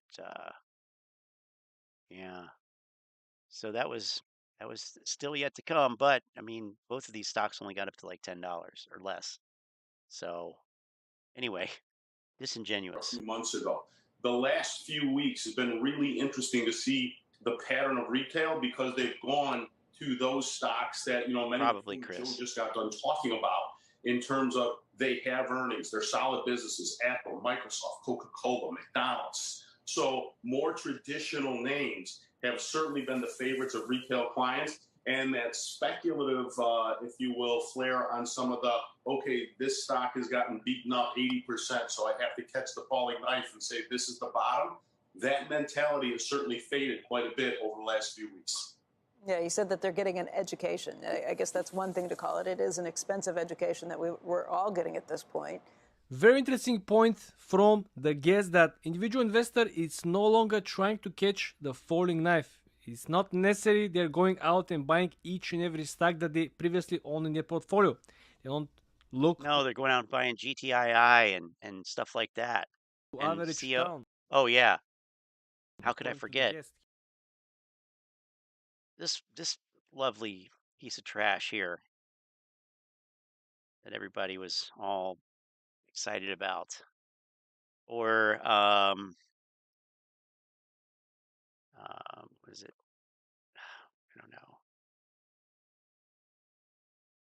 CV something CR. I don't know. Whatever. Yeah, they're buying that shit He now. also said that, individuals are focusing on high value stocks. Extremely speculative plays are left for complete different time. He also said that a lot of these investors in this current market already experienced 08-09 financial crisis. Here, I actually cannot agree with him because majority of the... No, he said that people didn't. They didn't believe. They didn't experience it. They never seen markets go down. So Jack's technical analysis. Maybe this will give us an indication of the state of the grift. Just looking for clues here. Looking for clues. Oh, unusual traffic. Yeah. Hey, welcome back to another AMC stock update. Hey. Today is Friday, Jack. November 25th. Please hit the like button. Please smash that subscribe button. I love and appreciate you. Bong. Oh, hopefully you had an awesome Thanksgiving. Let me know in the comments if you did. I was by myself. I didn't even eat Thanksgiving food, but wow. That's life. So AMC stock was down in the day 1.7%, ape up on the day 0.83%. AMC ending at $7.51, ape ending at $1.22. So recently you had a breakout of this bull flag right here. The flagpole runs from 5 up to about 830, 835 around there. And then here is the actual flag portion that it broke out of. It broke out of it? Oh, really? Wednesday, okay. And then right now the horizontal level of support probably with their boyfriend is Model right 3 at 750. So you can see that their actual boyfriend. There's resistance. It got rejected there. What the fuck is he talking about? Right here. Wow, a 40-cent range. Wow, amazing. Support, support, support. So many touches right there to validate it as a level of support. And then check it out. Support, support. Okay, so 750 is the new level of support on AMC. If I go to the daily, you can see that the RSI it's not really trending up. It's actually pretty flat. It's been flat for about a week or two, the RSI on the daily. It's about to come into this simple moving average, the 14-day, which is the yellow line right here. But in any case, the daily RSI is 56, so it's not anywhere near overbought yet. Overbought is 70 and above, so it still has room to go higher for sure. The volume today was 8.288 million. Ape's volume was 6.5. Add that together. What is that? 8 plus like 7, let's call it. So like 15 million total. There's a total of 1 billion shares or preferred equity units. So that's probably the lowest volume in the past couple of years. But it was also a half day and people like to go on vacation early and whatnot. This is not financial advice. I'm not a financial advisor. Please do not make investments based on what I say in my content. Check out the ortex data right here. Thank you to Jay Drukas on AMC stock. So you got SI reported 20%. It's pretty low energy so far. Shares on loan 179 million. That is crazy. Days to cover. This is the thing to know. Why is it crazy? Can you explain why it's crazy? Other than it's a lot. That doesn't really mean anything. Why is it crazy? What is the meaning of what you're saying? Here, 6.83. Nobody my knows. Understanding of that, which has been the same since I've been covering these stocks, is that that's how many days it would take for those shorts to close their positions. So that's a lot of days, all right? That's trading days. So nearly a week and a half of trading. I mean, it we would take pointed it just out for the shorts to before. close their position. That would increase the volume, and so it would lower days to cover. So the reason days to cover is so high, he even said it earlier. He was talking about how low the volume was. So I just don't understand how somebody can, 1 minute talk about how low the volume is and acknowledge that and say it's maybe the lowest in 2 years, maybe, and then go on to hype the high days to cover number of 6 point something. Like, do you not see how those things are related? And do you think that it's gonna the volume is gonna stay where it was at literally on the day after Thanksgiving, like for very long? I don't know. I mean, maybe it will, but okay. That's insane. Cost to borrow is not stratospheric by any means. I'd like to see that a lot higher, and I do not believe the estimated short interest, the short squeeze score, I assume that's what that is, 89.21. Oh That's boy. pretty high. In any case, check this out. If Yeah, you what guys does want that to mean? get By the way, free stocks, click my what does short score mean, and what does it mean if it's high? What is 89? What does that mean? Is it a percentage? Is it just out of 100? Like, what does that actually mean? Because it's been above 80 for months, ever since they put it on here, I believe. Maybe it was in the 70s, but it's been in the 80s for a while. What does it mean? Does anybody know what it actually means, or are you just going to hype it? No, in any case, check just this out. hype If it. you guys want Here we go. to get free stocks, click my link in the description below. It's to moomoo. So open an account, and then you get 1 free stock just for doing that. Deposit $100, you'll get 5 free stocks total. Deposit $1,000, you'll get 15 free stocks total. Each stock is valued between $3 and $2,000. So you're potentially getting $30,000 worth of free stocks just for signing up and depositing money that you're going to trade with anyway. So awesome broker, awesome trading app. And you can sign up through the link in the description below. Everybody's getting a free $10 cash coupon just for depositing any amount in honor of the 2-year anniversary. Right there. As always, moomoo does not engage in payment for order flow. Love you guys so much. See you for Monday's update. Have a lovely weekend. That's what you say, Jack, but the current customer agreement says otherwise. But, what can you do? I trust Jack. A guy who was, I mean, has he ever used that ceiling fan? I don't know. Okay.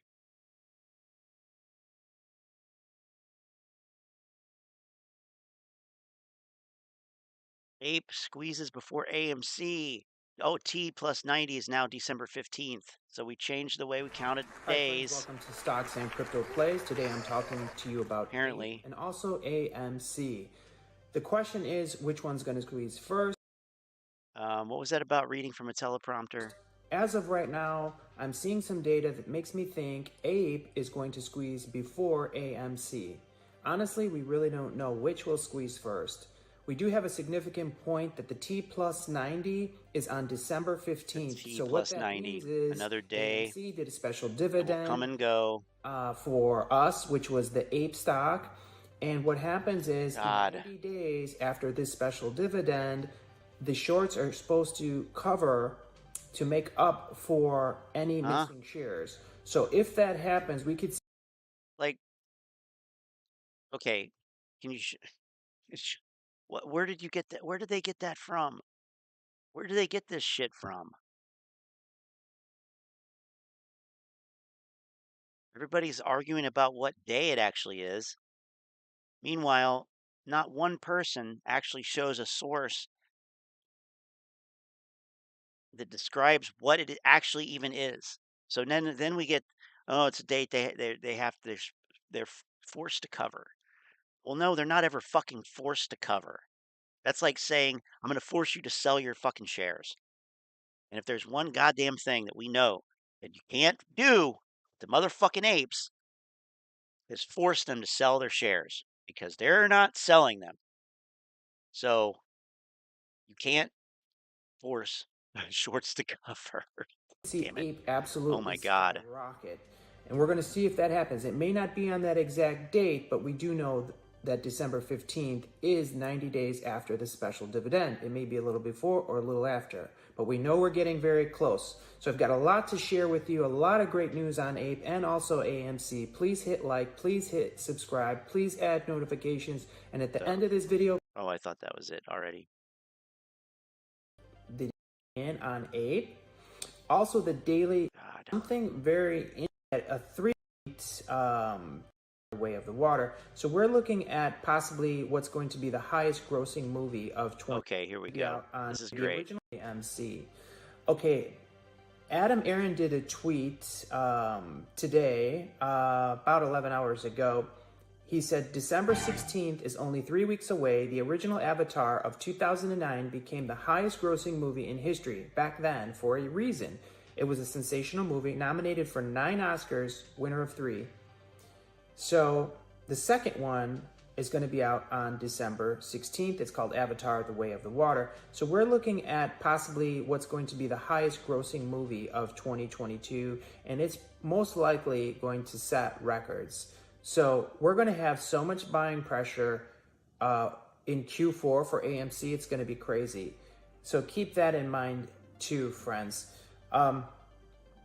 Also, as many of you probably heard already, Amazon is committing $1 billion a year to the movie theater industry to help produce movies for movie theaters specifically, which is amazing news. AMC's not going anywhere. We're going to make some fat cash on AMC.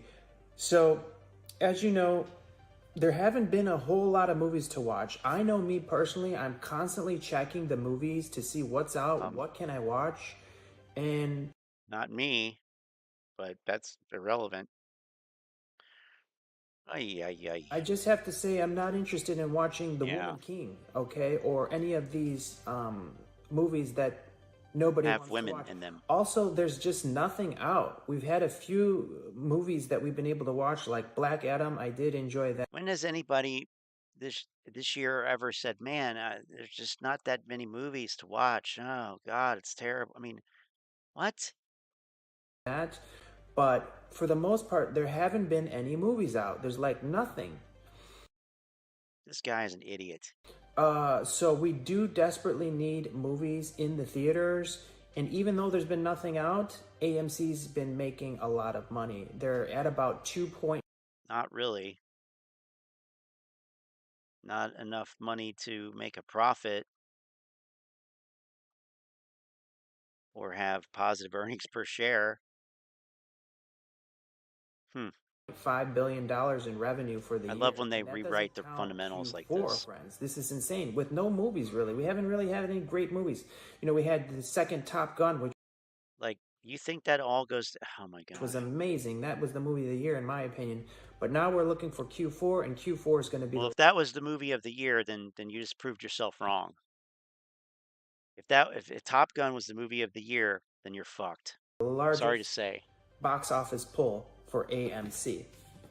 So those are some of the things I wanted to share with you. I also wanted to mention that on November 23rd, after hours, about 4:06 p.m., there was a 4 million share purchase of APE. Oh my God. 4 million shares of APE were purchased. Holy shit. Somebody knows something. Something's about to pop off. Also, Credit Suisse is doing a share offering. Credit Suisse. We know they've been heavily involved with shorting AMC, one of the strongest, longest running banks. Their stock is plummeted, and now they're doing a share offering to raise $4 billion because they're like out of money. And they're having trouble shorting AMC. We know FTX collapsed, so now they can't short AMC through the tokenized AMC. Oh my God! Shares. Look at so that's all sells. Liquidity it's all selling. Dried up. Oh my God! So they can't short AMC and APE as easily as they used to. Time is running out. Yes, they can. Yes, they can. Yes, they do. Yes, they will. Yes, they are. No, you're wrong. T plus 90 is very close. December 15th will be that date. So what will you say when that day comes and goes, pal? Okay? What will you say then? Oh, well, it's this and that. No. Try again. Try again. Okay, we'll try again for him. Hi friends, welcome to Stocks and Crypto Plays. Today I have some breaking news for you, and it's important you hit like, subscribe, add notifications, and at the end, share the video. That's the with a only friend. way. Just text it to It's them. important that you hit Huge that like breaking button. News. So I'm going to tell you some epic news right now, but at the end of this video, also make sure you watch my previous video that I did on Ape. It's connected to this one. It's important that you watch that, and I've pinned it in a comment. If you go to the comments, it'll be pinned at the top, so you can just click the link and watch my previous Ape video. It's connected to this one. Okay, so here we go. Big breaking news. Credit Suisse, the company, the bank that's been heavily involved in shorting AMC and Ape Okay. stock, right, is that on one. the brink of bankruptcy, but we just found out that they have sent approximately $90 billion of outflows, payments, cash out of their bank to pay for something, and nobody is saying what it is. But friends, I'm going to be the first one to tell you what it is. They are No, you're not. No, you're not. You're going to be the first one to make a fucking jackass of yourself on YouTube, talking about shit that you have no clue about, making an assumption because you think it's going to bring you views, which it looks like it did.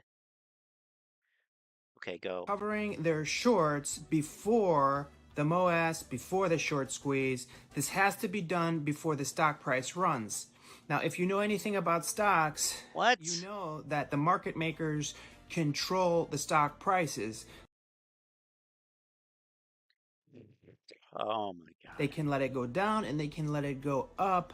It's up to them. There's nothing you or I can do about it. We can buy as much as we want or sell as much as we want. It's not going to affect the price. The market makers control the price. So what's happening, friends, is Credit Suisse is paying back money to the Fed. That's where the banks get the money, from the Fed. They're paying back the Fed the money they owe them. They're covering their short squeeze play of AMC and the synthetics and the money they owe for it before the stock runs up. How does that make any sense? They're covering their shorts. They'd be making profit then, you fucking clown. They would be making a profit. Okay, here, look. Here's what it actually is. Credit Suisse saw 88 billion outflows as confidence slumped. Loss expected in wealth division and investment bank continues to see outflows of customer assets in fourth quarter. Credit Suisse Group, AG clients pulled as much as 84 billion Swiss francs or 88.3 billion US dollars of their money from the bank during the first few weeks of the quarter, underlining ongoing concerns over the bank's restructuring efforts after years of scandals. This is from, I don't know, Wednesday on Bloomberg.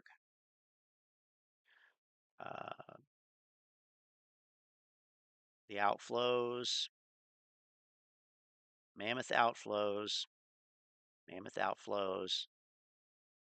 grim outlook.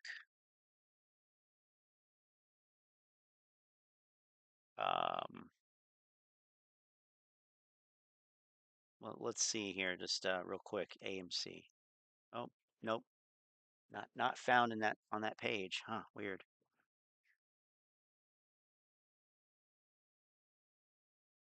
Yeah. How could you? How could you? How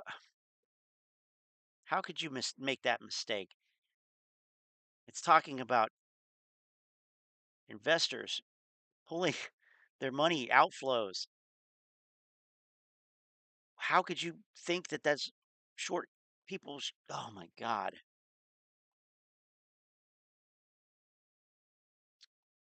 Well, anyway.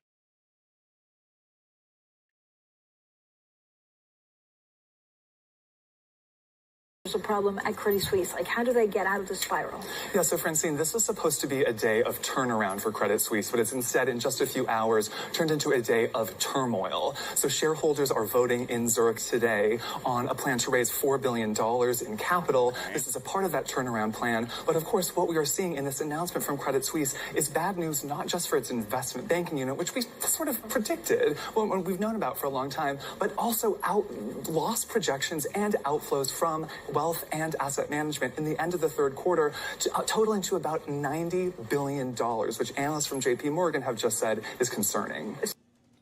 Okay, friends, as you can see from that video clip, that is Bloomberg News. You can see they know what's going on to some degree. They can't really tell you everything they know, and I love how they say there's $90 billion in quote-unquote outflows. They don't want to tell you they just paid $90 billion to cover AMC, to cover the AMC short squeeze. They don't want to. Why would they say that? That would be fucking stupid. That would be retarded. Like, the bar is so low. The bar is so low that this passes as fucking material. This actually passes.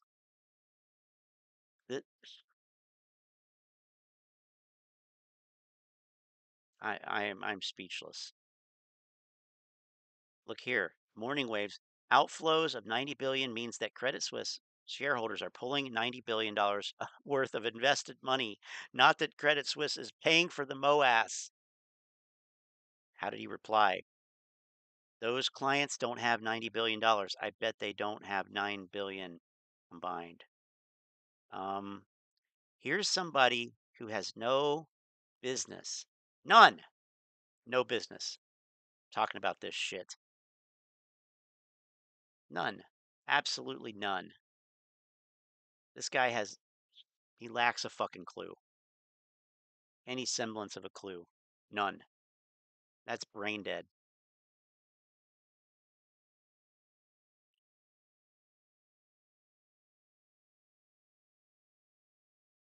Let's see. Where's Lou this weekend? That's a good question. Where's Lou?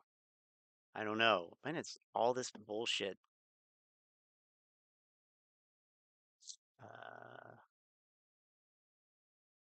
AMC is so ready for a squeeze. No, it's not.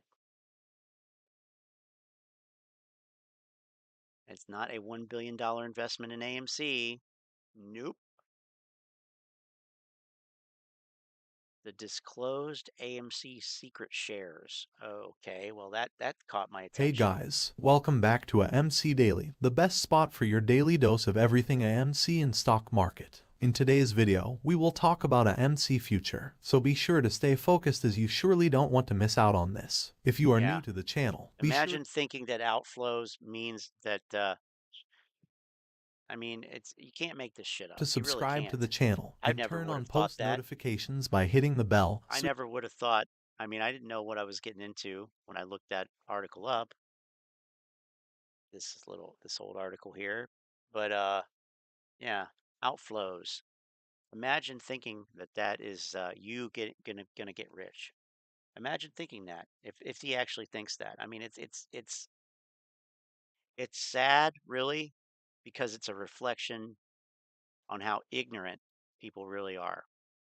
You know, it really is. So you never miss any of our uploads and also enter our giveaway. Please remember this is not a financial advice video. Today, I did a deep dive to find out who those STO securitized tokens and who stood to gain. Oh God. Today, I did a deep dive to find out who made those fake AMC tokens and who stood to gain the most if AMC ever decided. Talking about this? Of course they are. Okay, skip us the overview. Just tell us who the criminal is this time. Let me guess. Active brokers is becoming more and more like a company. Also could have been traded on a stock exchange, T0, or any other place where SDOs are traded, but it gets even worse than that. Retail Stocks tweeted that there was one more thing about securitized token offerings. He said that they wanted to use a MC to securitize the token. They also wanted you to do that using 0 as a base. So, he said, it would be good to know a little bit more about T0 and who owns it. The BSTX T0 exchange, which is the alternative trading system, can be seen here. This exchange is owned equally by T0 and Box Digital. Now, Box Digital is owned by both Box Holdings and T0, but the really interesting people are the ones who own Box Holdings. So Box Holdings is owned by both Citadel and Interactive Brokers, which is obviously a red flag. Another warning sign: Interactive Brokers should have held 1 billion AMC shares for FTX and Bittrex on behalf of CM Equity. But it's clear that not only does Interactive Brokers not have 1 billion AMC shares, but there aren't even 1 billion AMC shares, unless... Like, imagine using a text-to-speech about something called AMC, and every time it says AMC, it pronounces it AMC, AMC, and you just upload the video anyway. I mean, this is the laziest fucking bullshit I have ever seen. Wow. What a lazy fuck. I mean, it's garbage. Total garbage. I'm gonna do one more video, and then we'll call it a night. But the I'll tell you, the I'm seeing a pretty strong grift still happening here. Oh, this is no, this is somebody else. I was thinking that was a short squeeze channel, but it's not. That's Red Pill Bill.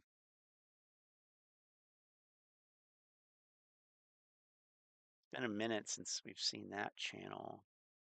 Oh, I don't know. Drag the body indoors, not the other way. What did he say about the cleaning the carpets, though? That's my question. Why Disney will buy AMC? I can't listen to 20 minutes of that.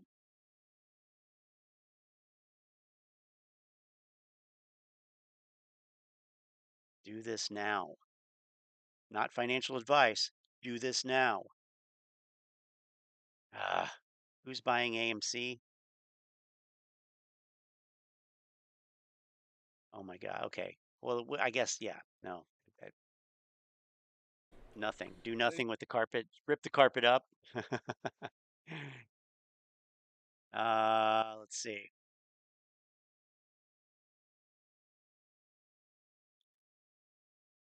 Active duty and combat veterans follow up. Because he asked his brothers to print out some document, sign it, and send it somewhere. Like, okay, let me do that. Good morning, Alpha Boston. How are you? This is a video, a follow-up video to one that I made a few months ago regarding the active duty and the veterans of the United States of America that are in the AMC shareholder base. So a lot of you guys have emailed me. I'm going to be replying to those today, but I'll make it easier and much quicker on you. I would like for you to do the following. Okay, if you're an active duty guy or a veteran, do the following. I want you to download what I have in this Google Drive. It goes to my Gmail account. It's a document. It's this document, essentially saying, hey, this is a FOIA request. I want you to request the following data points and the data sets, including the latest one that I just put up regarding the AMC synthetics and FTX, so on and so forth. You're not going to get that. It's all there. It'll all be going to get it. It's also listed on my YouTube channel. You can watch it there. You can watch all. You can read all the documents. You can download them right here and put it up. Okay, what are we doing? What exactly are we doing? Very simple.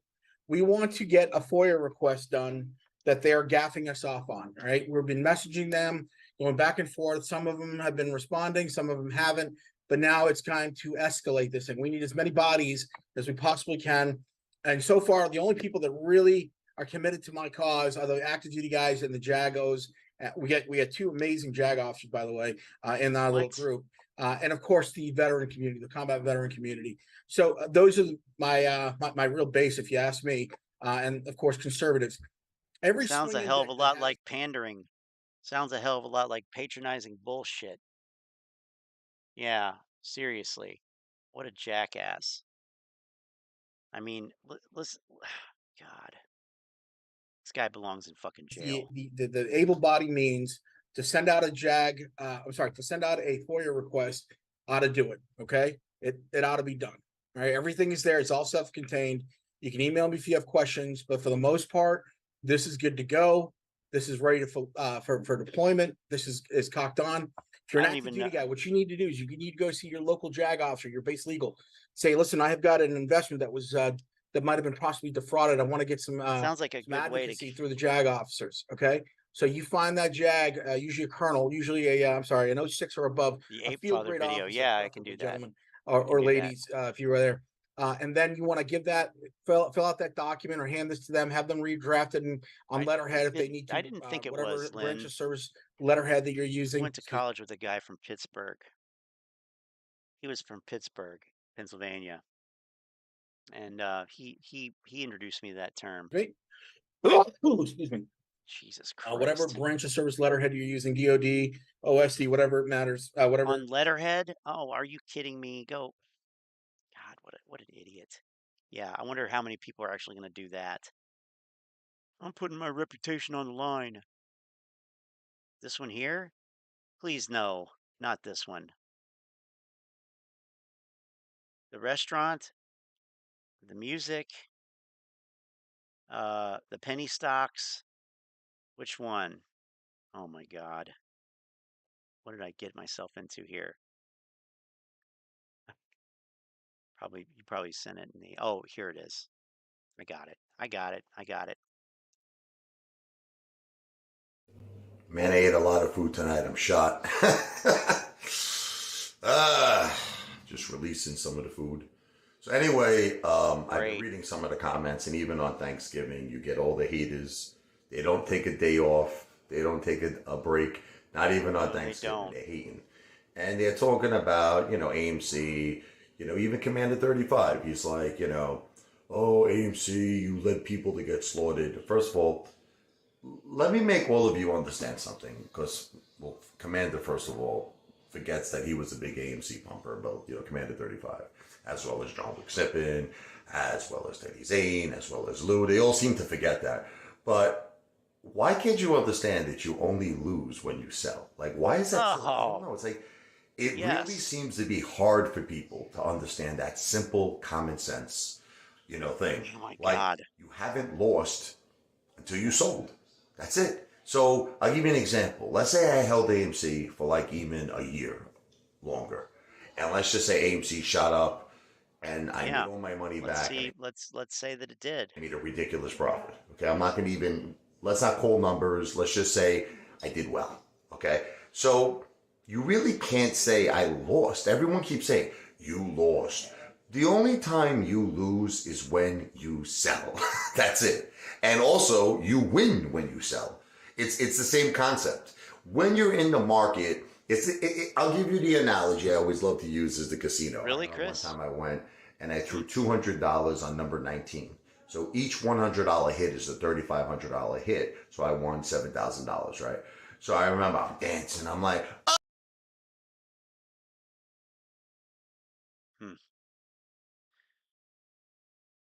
Oh, what a feeling to be winning 7,000 large. Oh, what a feeling. I was like psyched, right?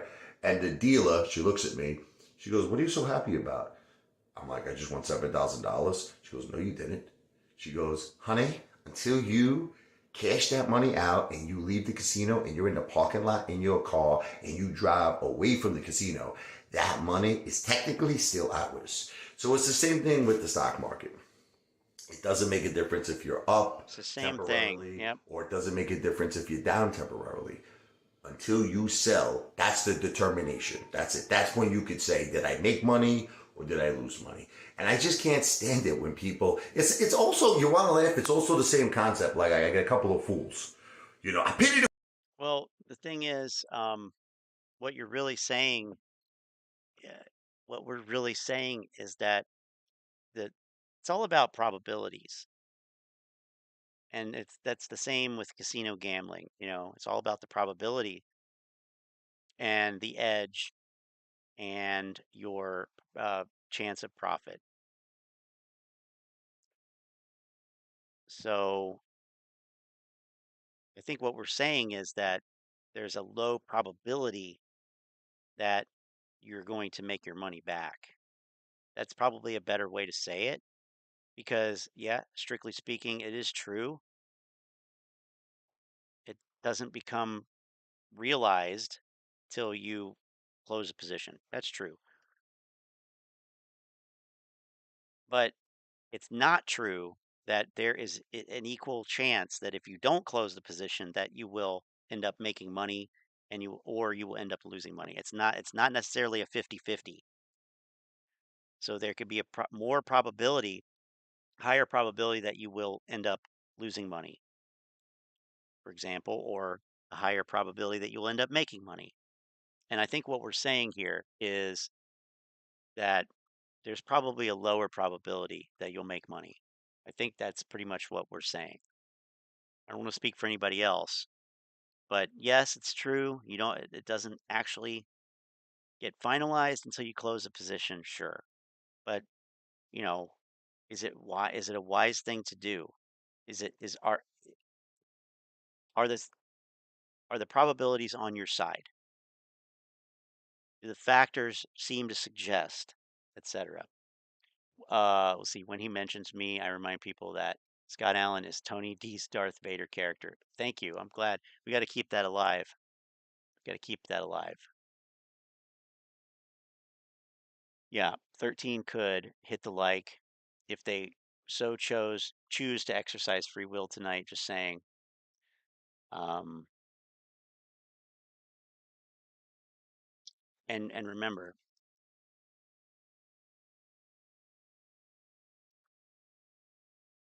I wonder if Model 3 Dude will get this one. I wonder if anybody will. If you choose not to decide, you still have made a choice. Go. The fool who be like, I'm up, big father. I'm up $5,000. I'm like, did you sell? They're like, no. I'm like, so then you're technically not up. Because in a moment's notice, that 5,000 could be wiped, stripped away from you, and then you could be down 5,000. That's how fast things work in the stock market. And that's why it's good to just, close the position and take the profit, and then you can do whatever you want. But if you don't, yeah, you could see it literally, get sucked right out of your account. So I just felt, I know it's Thanksgiving and we all have to be thankful, but the haters, they work overtime, so I got to work overtime too. You could move your stop up higher. And you don't win until you sell. So let's stop calling people winners and losers until they sell. All right? This video is not financial advice. I'm not a financial. Nah, no, not going to say. There you go, Model 3 Dude. There you go, guys. Yep.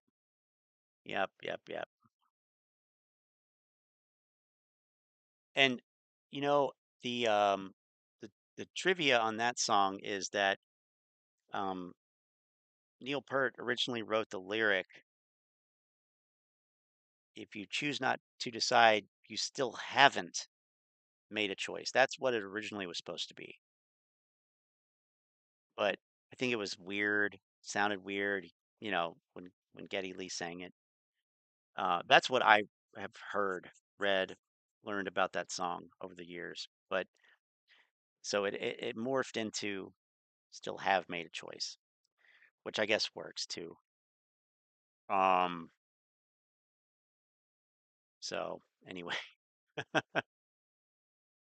I miss the days when you and I both know this is patently false. What happens if a company is bought out for a price lower than your cost average? You didn't hit the sell button, however, your position automatically cashed out for the share price. Similarly, if a company goes bankrupt, you only lose when you sell. As a bag holder anthem, oh, you know what I'm feeling?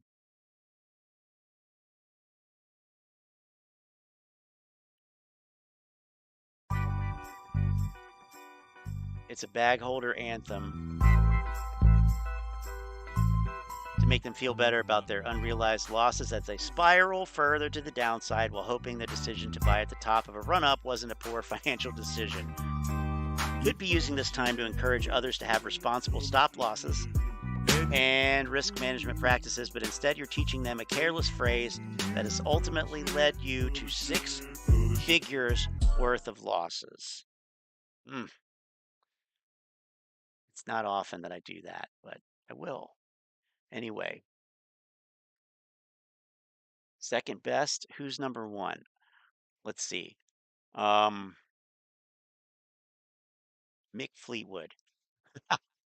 Yeah, that's what I'm wondering. Who is the first favorite? Heath Moon, John Bonham, Terry Bozzio, um, Rick Allen from not related from Def Leppard. Oh, Buddy Rich. Yeah, good. I mean, if you're going to get into jazz drummers, I mean, Tony Williams, uh, you know, well, I don't know. I'm so curious here.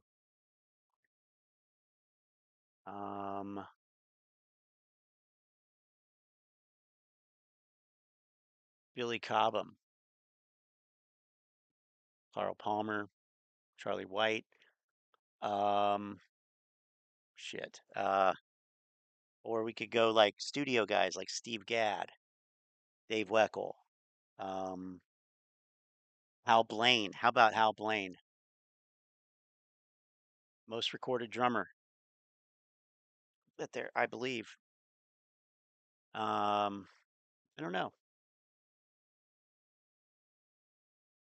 Waiting, waiting, waiting. Simon Phillips. Waiting.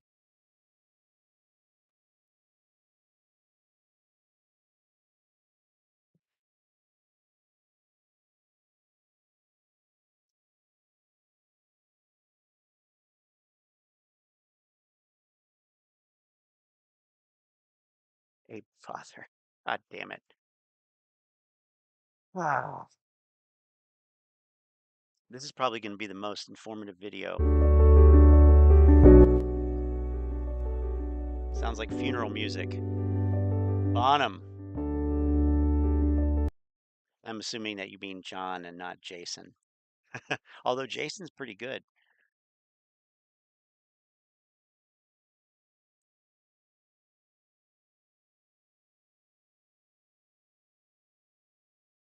Sounds like funeral music here.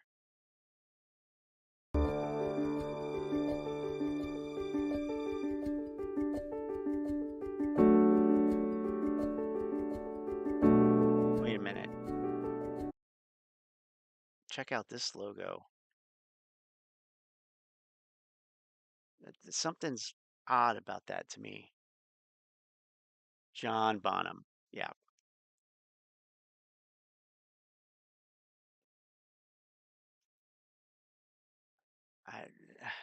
I don't know. I don't know. Let's see here. Real quick before we get out of here. I'd like to remind everybody about our Telegram group. Link to that's in the description, and it's right here, and you can see that we have videos shared and things like that, and then also just all kinds of fun stuff. Oh, that didn't work. So yeah, everybody's invited to join this. We'd like to have you there. Let's see. I don't mention that enough probably, so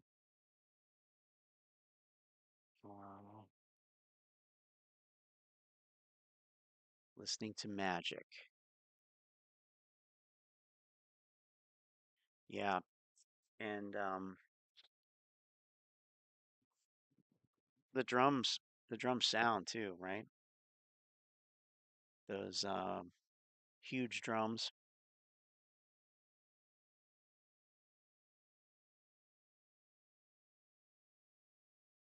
But that curve on this M, not sure about that. I don't like, it looks pretty final to me. Looks like it looks like it's complete. Something about that looks complete to me. Anyway, Catch you guys tomorrow. We'll do a futures opening. It'll be there. We'll look at it. Maybe Chris will talk. We'll talk about futures trading or something. Do I have any thoughts on a channel called the Devil's Stockbroker? I've a while ago, I think I looked at a video by them, but you know what? We'll do it tomorrow. We will do it tomorrow. That gives us something to actually do. So I did see that there was video by that channel earlier. We'll check it out tomorrow. So with that said, have a good night, and we'll catch you tomorrow around 5 Eastern for the futures market opening. And yeah, we'll see you then. We'll do it live tomorrow. Exactly. Good night, all.